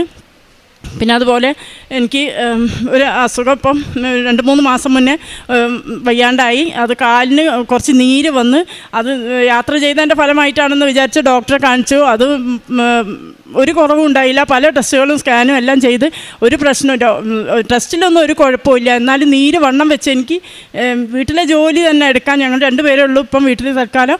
എന്നാലും ഒരു ചായ കുടിച്ച പാത്രം പോലും കഴുകാൻ പറ്റാത്ത അവസ്ഥയിൽ ഞാൻ കിടന്ന് ക്ഷീണിച്ച് അങ്ങനെ 1-2 മാസത്തോളം അങ്ങനെ ക്ഷീണിച്ച് വല്ലാതെ കിടന്നു തുടങ്ങി. ആ സമയത്ത് ഞാൻ പിന്നെ ഉടമ്പടി പുതുക്കാൻ വരേണ്ട സമയമായി. ഡോക്ടർമാരെല്ലാം പറഞ്ഞു ഒരു കുഴപ്പമില്ല, ടെൻഷൻ മാത്രമാണെന്ന് പറഞ്ഞ്. എനിക്കൊരു പ്രശ്നവും എനിക്കൊരു പേടിയും തോന്നിയില്ല. എനിക്ക് ഈ രോഗം കാല് വണ്ണം വെച്ച് വന്നതുകൊണ്ടോ ഒന്നുകൊണ്ട് എനിക്കൊരു ടെൻഷൻ തോന്നിയില്ല. ഞാൻ എൻ്റെ പ്രാർത്ഥനയും കാര്യങ്ങളും ആയി നടക്കും. എന്നെ കാണുന്നവർക്ക് ഭയങ്കര പേടിയാണ്. ഇവളെങ്ങാനും ജീവ് പോവോ എന്നുള്ളത് വരെ എല്ലാവരും വിചാരിച്ചു പോയി. അത്രയ്ക്കും വയ്യാത്ത അവസ്ഥയായിരുന്നു. അങ്ങനെ ഞാൻ ഉടമ്പടി പുതുക്കാൻ ആയ സമയത്ത് ഞാൻ എൻ്റെ മാതാവിനോട് ഞാൻ പറഞ്ഞാൽ ഒരു ദിവസം ഡോക്ടറെ കാണിക്കാൻ പോകണം. അപ്പം നീ ഡോക്ടർ എന്താ സ്കാൻ ചെയ്ത് കാലിൻ്റെ സ്കാനും TMT ടെസ്റ്റും പലതും ചെയ്തു. പിന്നെ ഒന്നിലും ഒരു കുഴപ്പമില്ല എനിക്ക്. അങ്ങനെ നോക്കിയപ്പോൾ ഡോക്ടറെ അടുത്ത് പോകാൻ നിന്നപ്പോൾ ഞാൻ പോകുന്നതിന് മുന്നേ ഞാൻ മാതാവിൻ്റെ അടുത്ത് മുട്ടുകുത്തി. ഞാൻ എൻ്റെ മുറിയിൽ മാതാവിൻ്റെ ഈശോൻ്റെ രൂപം വെച്ച് ഞാൻ ഒരു പൂജാമുറി തന്നെ ആക്കിയിട്ട്, ആരും ഇല്ലാത്തതുകൊണ്ട് ഞാൻ എപ്പോഴും കൂടുതൽ സമയം ഞാൻ പ്രാർത്ഥനയിലും ബൈബിൾ വായിക്കാനും കൊന്ത ചെല്ലാനും എല്ലാത്തിനും നിൽക്കുകയാണ് ചെയ്യുന്നത്. അതുകൊണ്ട് അപ്പോൾ ഞാൻ ഈശോയോടും അമ്മയോടും പ്രാർത്ഥിച്ചു, അമ്മ മാതാവേ, ഞാൻ ഉടമ്പടി എടുത്തതാണ്, ഇതിപ്പോൾ 8ാമത്തെ പുതുക്കലാണ് എൻ്റെത്, ഉടമ്പടി എടുത്തതാണ്. എനിക്ക് ഇനി അമ്മയുടെ അടുത്തേക്ക് വരാതെ എനിക്ക് ഒരു നിമിഷം പോലും എനിക്ക് ചിന്തിക്കാൻ വയ്യ. ഞാൻ ഇന്ന് ഉടമ്പടി എടുത്ത് പോയാൽ ഞാൻ ഇനി അടുത്ത 3 മാസം ഞാൻ ഇനി ഏതാ ഡേറ്റ് എന്നുള്ളത് ഞാൻ കലണ്ടറിൽ അടയാളം വെച്ചിരിക്കുന്ന ആളാണ്. അങ്ങനത്തെ അടുത്ത് ഞാൻ പറഞ്ഞു, എൻ്റെ അമ്മ മാതാവ് എനിക്ക് പിന്നെ ഈ കാലിൻ്റെ നീര് ഇത്രയും മാറ്റി തരാഞ്ഞാൽ എനിക്ക് 5.5 മണിക്കൂർ യാത്ര ചെയ്ത് 5.5-6 മണിക്കൂർ യാത്ര ഉണ്ട്. ആ യാത്ര ചെയ്തിട്ട് എന്നെ ആരും കൃപാസനത്തിലേക്ക് ഉടമ്പടി പുതുക്കാനായിട്ട് വിടില്ല. അതുകൊണ്ട് എൻ്റെ ഈ നീര് അമ്മ മാതാവ് തന്നെ മാറ്റി തരണം എന്ന് പറഞ്ഞു. ഡോക്ടറെ അടുത്ത് പോയി, വൈകുന്നേരം പോയി, പിറ്റേന്ന് നേരം വെളുത്തപ്പോഴേക്കും എൻ്റെ നീര് എവിടെ പോയി എന്ന് അറിഞ്ഞൂടാ. പിന്നെ അതിന് ശേഷം എനിക്ക് എൻ്റെ കാലിൽ ഞാൻ ഇരുന്നാൽ പോലും നീര് വരുന്ന ഒരവസ്ഥയില്ല. അല്ലെങ്കിൽ യാത്ര ചെയ്യുമ്പോഴും എല്ലാം ഭയങ്കരമായിട്ട് നീരുണ്ടാവുമായിരുന്നു. പിന്നെ നേർച്ച വസ്തുക്കളൊക്കെ ഉപയോഗിച്ചതിൻ്റെ ഫലമായിട്ട് എനിക്ക് പൈൽസിൻ്റെ അസുഖം ഉണ്ടായിരുന്നു. കാലിൻ്റെ നീരിന് ഞാൻ ഈ ഉടമ്പടി തൈലവും ഉപ്പും മിക്സ് ചെയ്തിട്ട് ഞാൻ കുരിശ് വരച്ച് പ്രാർത്ഥിക്കുകയാണ് ചെയ്യുന്നത്. അല്ലാതെ ഞാൻ എല്ലാവരും പറയും ചൂട് പിടിച്ചു കൊടുക്കുക, പിന്നെ ഓയിൻമെൻറ്റ് തേക്ക്, കാല് നീട്ടി വെച്ചിരിക്കും, ഞാനൊന്നും ചെയ്തില്ല. എനിക്ക് എന്ത് അസുഖം ഉണ്ടെങ്കിലും ഇപ്പം ഞാൻ മരുന്നിനോട് കൂടുതൽ ഞാൻ അടുക്കുന്നില്ല. എൻ്റെ അമ്മ മാതാവിൻ്റെ ഈ ഉടമ്പടി തൈലവും ഉപ്പും തേനും ഉപയോഗിച്ച് തന്നെയാണ് ഞാൻ മുന്നോട്ട് പോകുന്നത്. പൈൽസിൻ്റെ അസുഖത്തിന് ഞാൻ ഉപ്പും തേനും കഴിക്കുകയും ചെയ്യും. പിന്നെ അത് മിക്സ് ചെയ്തിട്ട് എനിക്ക് അസുഖമുള്ളടത്ത് ഞാൻ ഉപയോഗിക്കുകയും ചെയ്യായിരുന്നു. അതിൻ്റെ ഫലമായിട്ട് എനിക്കിപ്പോൾ ഒരു രക്തം പോവുകയോ അങ്ങനത്തെ അസുഖങ്ങളൊന്നുമില്ല. പിന്നെ ഒരു ബുദ്ധിമുട്ടും ഇല്ലാതെ ഞാൻ മുന്നോട്ട് പോവുകയാണ്. പിന്നെ കാരുണ്യ പ്രവർത്തികൾ, ഞാൻ അനാഥാലയത്തിൽ ഭക്ഷണം ഞങ്ങൾ 4-5 പേരുണ്ട്, 5 പേരും കൂടെ കൂടിയിട്ട് ഞങ്ങൾ ഭക്ഷണം കൊണ്ട് കൊടുക്കുന്നുണ്ട്, ഉണ്ടാക്കി കൊടുക്കുന്നതുണ്ട്. പിന്നെ ഈ മെൻ്റലി സുഖമില്ലാത്ത ആൾക്കാർ താമസിക്കുന്നവിടെ ക്ലീൻ ചെയ്യാൻ വേണ്ടി പോകും. അവർക്ക് ഭക്ഷണം അവിടെ ചെന്നിട്ട് ഞങ്ങൾ ഉണ്ടാക്കി കൊടുക്കും. പിന്നെ വഴിയോരത്ത് ഞാൻ 10 പൊതി വീതം ഭക്ഷണം ഉണ്ടാക്കി ഞാൻ ഒറ്റയ്ക്ക് ഉണ്ടാക്കിയിട്ട് പൊരി വെയിലത്ത് ഞാൻ കൊണ്ട് നടന്ന് ഞാൻ കൊടുക്കും. റെയിൽവേ സ്റ്റേഷനിലും കൊടുക്കും, റോഡ് അരികിലും കൊടുക്കും. പിന്നെ പത്രം കൊടുക്കാൻ പോകുന്നത് ഒരുപാട് ദൂരം ഞാൻ നടന്ന് എത്രയും പെട്ടെന്ന് തീർത്ത് എനിക്ക് വീട്ടിൽ പോകണം എന്നുള്ള ആവശ്യമല്ല എൻ്റെ അടുത്ത് ഉണ്ടായത്. ഞാൻ ഒരുപാട് 6 കിലോമീറ്ററോളം നടന്ന് എനിക്ക് തൃപ്തി വരുന്ന ആൾക്കാർക്ക് മാത്രമേ ഞാൻ കൊടുക്കുകയുള്ളൂ. ആർക്കെങ്കിലും കൊടുത്ത് വേണോ വേണ്ട എന്നുള്ള മട്ടത്തിന് ഞാൻ കൊടുത്ത് പോകുന്നില്ല. എല്ലാവർക്കും അത് അവർ ഉപയോഗിക്കും, ഇതിനെപ്പറ്റി അവർ വിശ്വാസത്തിലാണ് എടുക്കുന്നതെന്നുള്ള ഞാൻ പറഞ്ഞു കൊടുത്തതിന് ശേഷം മാത്രമേ കൊടുക്കാറുള്ളൂ. എന്നോട് ആരും അച്ഛൻ്റെ കൈവെപ്പ് പ്രാർത്ഥന എനിക്ക് പിന്നെ പെട്ടെന്നൊരു ദിവസം വയറിന് പ്രാർത്ഥിച്ചുകൊണ്ടിരുന്നപ്പോൾ ഭയങ്കര ഒരു വേദന വന്നു. ആ വേദന ഞാൻ ശക്തമായിട്ട് ഞാൻ ഒച്ചയിട്ട് കരഞ്ഞുപോയി. ആ വേദന എനിക്ക് ഒരു ദിവസം പകൽ ഫുള്ളുണ്ടായി. ഒരു 5-6 പ്രാവശ്യം അങ്ങനെ കത്തിയോണ്ട് കുത്തുന്ന മാറ്റ ഭയങ്കര ഒരു വേദന. ആ വേദന വന്നപ്പോൾ ഞാൻ വൈകുന്നേരം എൻ്റെ ഭർത്താവിനോട് പറഞ്ഞു, എനിക്കിങ്ങനെ ഒരു വേദന ഉണ്ടായെന്ന് പറഞ്ഞപ്പോൾ പറഞ്ഞു, ഡോക്ടറെ അടുത്ത് നാളെ പോയി കാണിക്കി, ഇവർക്ക് വരാൻ പറ്റാത്തതുകൊണ്ട് എൻ്റെ നാത്തൂനെ കൂട്ടി പോകാൻ പറഞ്ഞു. അങ്ങനെ കൂട്ടിപ്പോയി. അവിടുന്ന് ഡോക്ടർ സ്കാൻ ചെയ്യാൻ പറഞ്ഞ് സ്കാൻ ചെയ്തപ്പോൾ സ്റ്റോൺ ഉണ്ടെന്ന് പറഞ്ഞ്, സ്റ്റോണുണ്ട്, പിന്നെ ബയോപ്സി ചെയ്യണം, ചെറിയ കുമിളകൾ പോലെ കാണുന്നുണ്ട്, അതും ബയോപ്സി ചെയ്യണം എന്നൊക്കെ പറഞ്ഞു. അങ്ങനെ ഞാൻ വേറെ ഹോസ്പിറ്റലിൽ കാണിച്ചപ്പോൾ അവിടുന്ന് പറഞ്ഞു സ്റ്റോണിൻ്റെ പ്രശ്നമാണെന്ന് പറഞ്ഞു. ബയോപ്സി ചെയ്യണമെന്ന് പറഞ്ഞിട്ട് അതിനുള്ള ബയോപ്സിക്കുള്ള എല്ലാ സാധനങ്ങളും വാങ്ങി വെച്ചു. അത് ചെയ്യാൻ ഞാൻ മെനക്കെട്ടിട്ടില്ല. അന്ന് പോയ സമയത്ത് എനിക്ക് ചെയ്യാൻ അത് കഴിഞ്ഞില്ല. പിന്നെ ഞാൻ ആ സാധനം ഇന്ന് വരെ ഉപയോഗിച്ചിട്ടുമില്ല. ഡോക്ടറെ അടുത്ത് അതിന് വേണ്ടിയിട്ട് ഞാൻ പോയിട്ടുമില്ല. ഞാൻ ഇവിടെ വന്ന് ഉടമ്പടി പുതുക്കാൻ വന്ന സമയത്ത് ഞാൻ ടോക്കൺ എടുത്ത്, ഇതുപോലെ ഉച്ചയ്ക്ക് ശേഷം ടോക്കൺ കിട്ടുമെന്ന് പറഞ്ഞു. അതുവരെ ഒരു വെള്ളവും കുടിക്കാതെ ഞാൻ അവിടെ അച്ഛൻ്റെ ടോക്കൺ കിട്ടുന്നത് വരെ ഞാൻ അവിടെ നിന്ന് അച്ഛനെ കണ്ടുപിടുന്ന് പ്രാർത്ഥിച്ചതിന് ശേഷം അച്ഛൻ തൈലം പൂശി എനിക്ക് തന്നു. അത് ഞാൻ പ്രാർത്ഥിച്ച് എൻ്റെ വയറിൽ ഞാൻ തേച്ചതിന് ശേഷം പിന്നെ എനിക്ക് ഇന്നേ വരെ ആ വേദനയോ അതിനെ പറ്റിയിട്ടൊരു ബുദ്ധിമുട്ടോ വിഷമങ്ങളോ ഒന്നും ഉണ്ടായിട്ടില്ല. ഇന്ന് വരെ ഞാൻ അതിന് വേണ്ടിയിട്ട് ഒരു മരുന്നും കഴിച്ചിട്ടില്ല. അതുകൊണ്ട് എനിക്ക് 2-3 പ്രാവശ്യം സുഗന്ധാഭിഷേകം ഉണ്ടായി, മുല്ലപ്പൂവിൻ്റെ വാസന ഉണ്ടായി 2 പ്രാവശ്യം. പിന്നെ ഒരു പ്രാവശ്യം എന്ത് സ്മെല്ലാണെന്ന് എനിക്കറിയാൻ പറ്റില്ല. എനിക്ക് കാലിന് നീര് വരുന്നതിന് മുന്നെയാണ് അത് വീടിൻ്റെ അകത്തുണ്ടായത്. എന്താണെന്ന് വെച്ചാൽ അങ്ങനത്തെ ഒരു സ്മെല്ലോ ഒന്നുള്ള ഒരു സാധനം ഞാൻ റൂം മുഴുവൻ ഞാൻ തിരഞ്ഞു നടക്കുക, എന്തെങ്കിലും ഇതുപോലത്തെ വാസന ഉണ്ടോ? ഇല്ല. എനിക്കൊരു ഏരിയ മാത്രമേ ആ വാസന ഉണ്ടായതുള്ളൂ. അത് ഒരുപാട് സമയം, ഒരു 5 മിനിറ്റിൽ കൂടുതലുണ്ടായി. അപ്പോൾ ഞാൻ എല്ലാ സ്റ്റോർ റൂമിലൊക്കെ പോയി ഞാൻ നോക്കി, സോപ്പാണോ ചന്ദനത്തിരിയാണോ അല്ലെങ്കിൽ വേറെ വല്ലതാണോ, ഒന്നുമില്ല. ഡോറും ജനലും ഒക്കെ അടച്ചിട്ട് കിടക്കുകയാണ്. എനിക്ക് ഭയങ്കരമായിട്ട് ആ സ്മെല്ലുണ്ടായി. അതിനുശേഷമാണ് എനിക്ക് കാലിന് നീര് വന്നതും പിന്നെ അസുഖങ്ങളായതൊക്കെ. അപ്പോഴും ഞാൻ വിശ്വസിച്ചത് എന്താ, എൻ്റെ മാതാവ് എൻ്റെ കൂടെ ഉണ്ടെന്നുള്ളത് എനിക്കൊരു ആത്മധൈര്യം തന്നതാണ് ആ സ്മെല്ലിലൂടെ എന്നുള്ളത് എനിക്ക് മനസ്സിലായി. അതുകൊണ്ട് എന്നും ഞാൻ ഈ ഉടമ്പടിയിൽ നിലനിൽക്കണം എന്നുള്ളതാണ് എൻ്റെ ആഗ്രഹം. ഇവിടെ വന്ന് ഉടമ്പടി പുതുക്കണം. എനിക്ക് അമ്മയുടെ അടുത്ത് വരാതെ ഇനി എൻ്റെ ഈ മരണം വരെ ഞാൻ എപ്പോഴും പ്രാർത്ഥിക്കും, എത്ര അവശതയായാലും എനിക്കിവിടെ ട്രെയിൻ കയറി വന്ന് ഉടമ്പടി പുതുക്കാനായിട്ടുള്ള അവത് എനിക്ക് തരണേ മാതാവ് എന്നുള്ളതാണ് ഞാൻ പ്രാർത്ഥിക്കുന്നത്. 2 പ്രാവശ്യം ഞാൻ ജപമാല റാലിയിൽ പങ്കെടുത്തു. കഴിഞ്ഞ പ്രാവശ്യം ഞാൻ ജപമാല റാലിയിൽ പങ്കെടുക്കുമ്പോൾ എനിക്ക് കടൽ തീരത്തൂടെ വരുമ്പോൾ ചെരുപ്പ് അയച്ചിട്ട് അച്ഛൻ പറഞ്ഞിരുന്നു. അത് ഞാൻ ഇതിൽ എഴുതിയിട്ടില്ല. അപ്പം എനിക്ക് കാലിന് ഭയങ്കര വേദനയാണ്, പുറ്റി ഭയങ്കര വേദനയാണ്. അപ്പം മോളൊരു ചെരുപ്പ് വാങ്ങിച്ചു തന്നിട്ടുണ്ടായിരുന്നു ഡോക്ടറെ അടുത്ത് പറഞ്ഞിട്ട്. അത് എപ്പോഴും ഇട്ടുകൊണ്ടാണ് നടക്കുന്നത്. കിടക്കുകയാണെങ്കിൽ ബെഡിനടുത്ത് ഊരി വെച്ചിട്ടാണ് ഞാൻ കിടക്കുന്നത്. എണീറ്റ് വരുമ്പോൾ അതിലേക്ക് കാല് വെച്ചിട്ടാണ് ഞാൻ എഴുന്നേറ്റ് വരുന്നതും. അങ്ങനെ ഈ ജപമാല റാലി ചെരുപ്പ് ഊരി കയ്യിൽ ബാഗിൽ വെച്ച് കയ്യിൽ പിടിച്ചിട്ട് നടന്നു. അങ്ങനെ ഇത് ബീച്ച് സൈഡ് കഴിഞ്ഞ് ഇങ്ങനെ റോഡിലേക്കൂടെ ഇങ്ങനെ നടന്ന് വരുമ്പോൾ ചെരുപ്പിടാൻ പറ്റിയില്ല, തിരക്ക് കാരണം. അത് ചെരുപ്പിടാൻ കഴിഞ്ഞില്ല എനിക്ക്, തിരക്ക് കാരണം. അവിടുന്ന് മുതൽ ആ ബീച്ച് കഴിഞ്ഞത് മുതൽ ഞാൻ ചെരുപ്പിടാതെ അർത്തുങ്കൽ വരെ ഒരു വെള്ളം പോലും കുടിക്കാതെ ഞാൻ അച്ഛൻ്റെ കൂടെ തന്നെ നടന്നു. ഞാൻ വീട്ടിൽ വന്ന് ഒരാഴ്ച കഴിഞ്ഞ് ചെരുപ്പ് ഞാൻ പോകുമ്പോൾ ഞാൻ അഴിച്ചു വെച്ച ആ ഭാഗത്ത് തന്നെ കിടക്കുകയാണ് അകത്ത്. അപ്പോൾ ഞാൻ വിചാരിച്ചു ഒരാഴ്ചയായില്ല, ഞാൻ പല കാരണം കൊണ്ട് എനിക്കത് മറന്നുപോയി ഇടാൻ. അപ്പോൾ ഈ കാലിൻ്റെ വേദന എനിക്ക് ഓർമ്മയില്ല. അപ്പോഴും ഞാൻ പറയുന്നു ഒരാഴ്ച കഴിഞ്ഞപ്പോൾ ദൈവമേ ഞാൻ ചെരുപ്പ് ഇട്ടിട്ടില്ലല്ലോ, ചെരുപ്പ് ഞാൻ പോകുമ്പോൾ ജപമാല റാലിക്ക് പോകുമ്പോൾ ഞാൻ അഴിച്ചു വെച്ച ആ ഭാഗത്ത് തന്നെയല്ല, ഞാൻ ഒരാഴ്ചയായല്ലോ ചെരുപ്പ് ഇട്ടിട്ട്, എൻ്റെ കാലിന് വേദനയില്ലല്ലോ എന്നുള്ള അപ്പോഴാണ് മനസ്സിലായത്. പിന്നെ അതിനുശേഷം എനിക്ക് ആ ചെരുപ്പ് അകത്തിട്ടുകൊണ്ട് നടക്കേണ്ട ഒരാവശ്യം ഉണ്ടായിട്ടില്ല. അമ്മ പല അനുഗ്രഹങ്ങളും എനിക്ക് തന്നിട്ടുണ്ട്. കാരുണ്യ പ്രവർത്തികൾ ഞങ്ങൾ ഭക്ഷണം കൊണ്ടു കൊടുക്കും. പിന്നെ പൈസ എല്ലാവരും 4-5 പേരുണ്ട്, അവരെല്ലാവരും കൂടെ കൂടിയിട്ട് അനാഥാലയത്തിലും വൃദ്ധസദനത്തിലും പിന്നെ ഫുഡ് ഉണ്ടാക്കി കൊടുക്കാനും അവർക്ക് കുട്ടികൾക്കാണെങ്കിലും ഭക്ഷണം കൊണ്ടു കൊടുക്കാനും പിന്നെ ഫ്രൂട്ട്സ് വേനൽക്കാലമാകുമ്പോൾ ഫ്രൂട്ട്സ് കൊണ്ടു കൊടുക്കാനും അങ്ങനെയുള്ള എല്ലാ കാര്യങ്ങളും ഞങ്ങളെ കൊണ്ട് കഴിയുന്നത് ഞങ്ങൾ ചെയ്യുന്നുണ്ട്. എന്നും അമ്മയോട് പ്രാർത്ഥിക്കുന്നത് കാരുണ്യ പ്രവൃത്തിയും പ്രേക്ഷിത പ്രവർത്തനം ചെയ്യാനായിട്ടുള്ള ശക്തി തരണമേ എന്നുള്ളതാണ്. അമ്മ മാതാവിനും ഈശോയും ഇന്നിവിടെ നിന്ന് എന്നെ സാക്ഷ്യം പറയാൻ അനുവദിച്ചത് അമ്മ മാതാവിൻ്റെ കൃപ മാത്രമാണ്. ഈ ഇത്രയും അനുഗ്രഹങ്ങൾ തന്ന അമ്മ മാതാവിനും ഈശോയ്ക്കും 1000 നന്ദി പറയുന്നു. യെശയ്യാ 43:2 സമുദ്രത്തിലൂടെ. ഞാൻ തിരുവല്ലയിൽ നിന്ന് വരുന്നു. ഞാൻ 2019 മെയ് 17 ആദ്യമായി ഉടമ്പടി എടുത്തത്.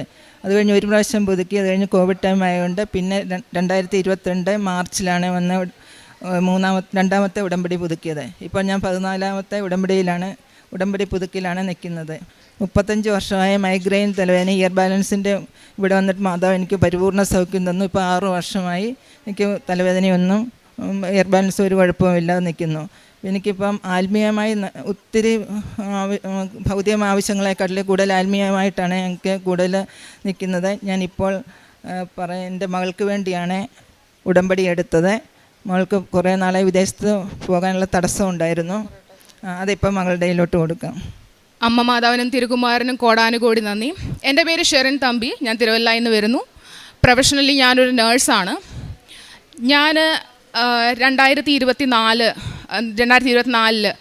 വിദേശത്തേക്ക് പോകാനായിട്ട് OET എക്സാം എഴുതാനായി തീരുമാനിച്ചിരുന്നു. അന്ന് എൻ്റെ മമ്മി ഉടമ്പടിയിലായിരുന്നു. ഞാനന്ന് ഉടമ്പടി എടുത്തിരുന്നില്ല. മമ്മി എൻ്റെ അടുത്ത് പറഞ്ഞു, കൃപാസന മാതാവിനോട് പ്രാർത്ഥിച്ചിട്ട് നീ പോവുക, നിൻ്റെ എക്സാം എല്ലാം നല്ല രീതിയിൽ നടക്കും. പക്ഷേ എനിക്ക് കാര്യമായിട്ടുള്ള പ്രിപ്പറേഷൻ ഒന്നും ചെയ്യാൻ സാധിച്ചിരുന്നില്ല. എൻ്റെ OET എക്സാമാണ്. എനിക്ക് 2 വയസ്സുള്ളൊരു കുഞ്ഞുണ്ട്. അവൻ്റെ കാര്യങ്ങളൊക്കെ നോക്കുന്നതിനിടയിൽ ഞാൻ വളരെയധികം ബിസി ആയിരുന്നു. അത് കാരണം കൊണ്ട് തന്നെ എനിക്ക് പ്രിപ്പറേഷനൊന്നും കാര്യമായിട്ട് ചെയ്യാൻ സാധിച്ചിരുന്നില്ല. ഞാൻ OET എക്സാം എഴുതി കഴിഞ്ഞ് പുറത്തേക്ക് വന്നപ്പോൾ എന്നെ വിളിക്കാൻ വന്ന എൻ്റെ ഭർത്താവ് ചോദിച്ചു, എങ്ങനെ ഉണ്ടായിരുന്നു എക്സാം? ഞാൻ പറഞ്ഞു, എനിക്ക് എന്താ എഴുതിയെന്നൊന്നും ഒരു പിടുത്തവും ഇല്ല. ഞാനിതിൽ പാസ്സാകുകയാണെങ്കിൽ അത് കൃപാസന മാതാവിൻ്റെ അത്ഭുതം കൊണ്ട് മാത്രമായിരിക്കും എന്ന് ഞാൻ അവിടെ വെച്ച് എൻ്റെ ഹസ്ബൻഡിനോട് പറഞ്ഞു. അതിനുശേഷം റിസൾട്ട് വരുന്ന ദിവസമായി. പക്ഷേ അന്ന് റിസൾട്ട് വരുമെന്ന് പോലും എനിക്ക് സത്യം പറഞ്ഞാൽ അറിയില്ലായിരുന്നു. ഞാൻ ശരിക്കും UK പോകാനുള്ള പ്ലാനോടെയാണ് നിന്നത്. എല്ലാവർക്കും അറിയാമായിരിക്കും, UK പോകുമ്പം നമുക്ക് 3 മൊഡ്യൂളിന് B സ്കോറും 1 മൊഡ്യൂളിന് C+ മതി. പക്ഷേ റിസൾട്ട് വരുന്ന ദിവസം എനിക്ക് മാതാവ് തന്നത് എല്ലാ മൊഡ്യൂളിനും B സ്കോറോട് കൂടിയാണ് എനിക്ക് മാതാവ് എന്നെ പാസ്സാക്കിച്ചത്. അത് എൻ്റെ ലൈഫിലെ വലിയൊരു അത്ഭുതമായിട്ട് ഞാൻ കണക്കാക്കുന്നു. പക്ഷേ എന്നിട്ടും ഞാൻ ഉടമ്പടി എടുത്തിരുന്നില്ല. ഓൺലൈൻ ഉടമ്പടി എടുക്കാൻ ട്രൈ ചെയ്തു. പക്ഷേ പാതി വഴിയിൽ അത് എനിക്ക് പല കാരണങ്ങളാൽ എനിക്കത് പൂർത്തീകരിക്കാൻ പറ്റിയില്ല.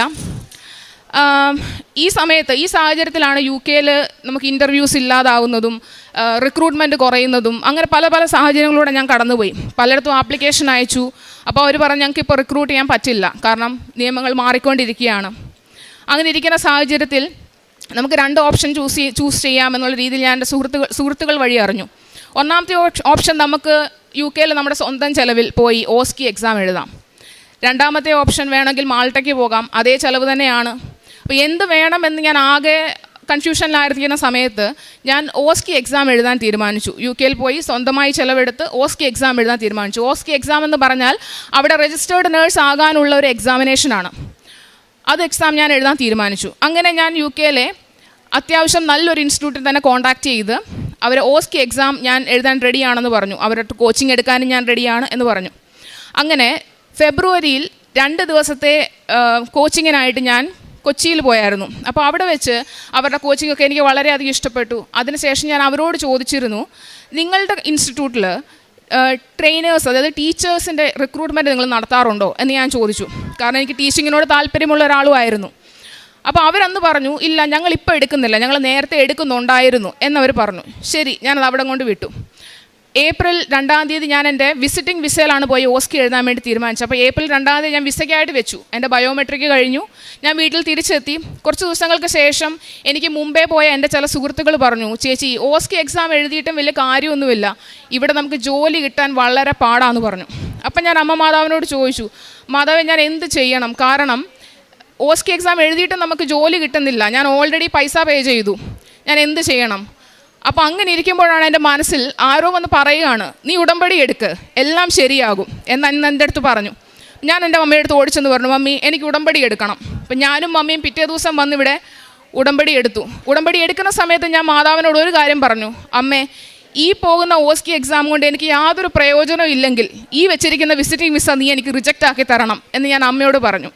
ഇവിടുന്ന് ഉടമ്പടി എടുത്ത് ഈ പടി കടന്നില്ല, അതിന് മുമ്പ് എനിക്ക് കോള് വന്നു, നിങ്ങളുടെ പാസ്പോർട്ട് ഡിസ്പാച്ച് ആയിട്ടുണ്ട്, വന്ന് കളക്ട് ചെയ്യണം എന്ന് പറഞ്ഞു. അപ്പോൾ ഞാൻ ഈ ഉടമ്പടി എടുക്കുന്നത് ഏപ്രിൽ 16-ാം തീയതി 2025 അപ്പോൾ അന്ന് തന്നെ വൈകുന്നേരത്തിന് മുമ്പ് എനിക്ക് കോള് വരികയാണ്, നിങ്ങളുടെ പാസ്പോർട്ട് ഡിസ്പാച്ച് ആയിട്ടുണ്ട്. പക്ഷേ പാസ്പോർട്ടിൽ എന്താണെന്നറിയില്ല, പാസ്പോർട്ട് തുറന്നു നോക്കിയാലേ അറിയുള്ളൂ വിസ സക്സസ് ആണോ അതോ റിജക്റ്റ് ആണോ എന്നുള്ള കാര്യം.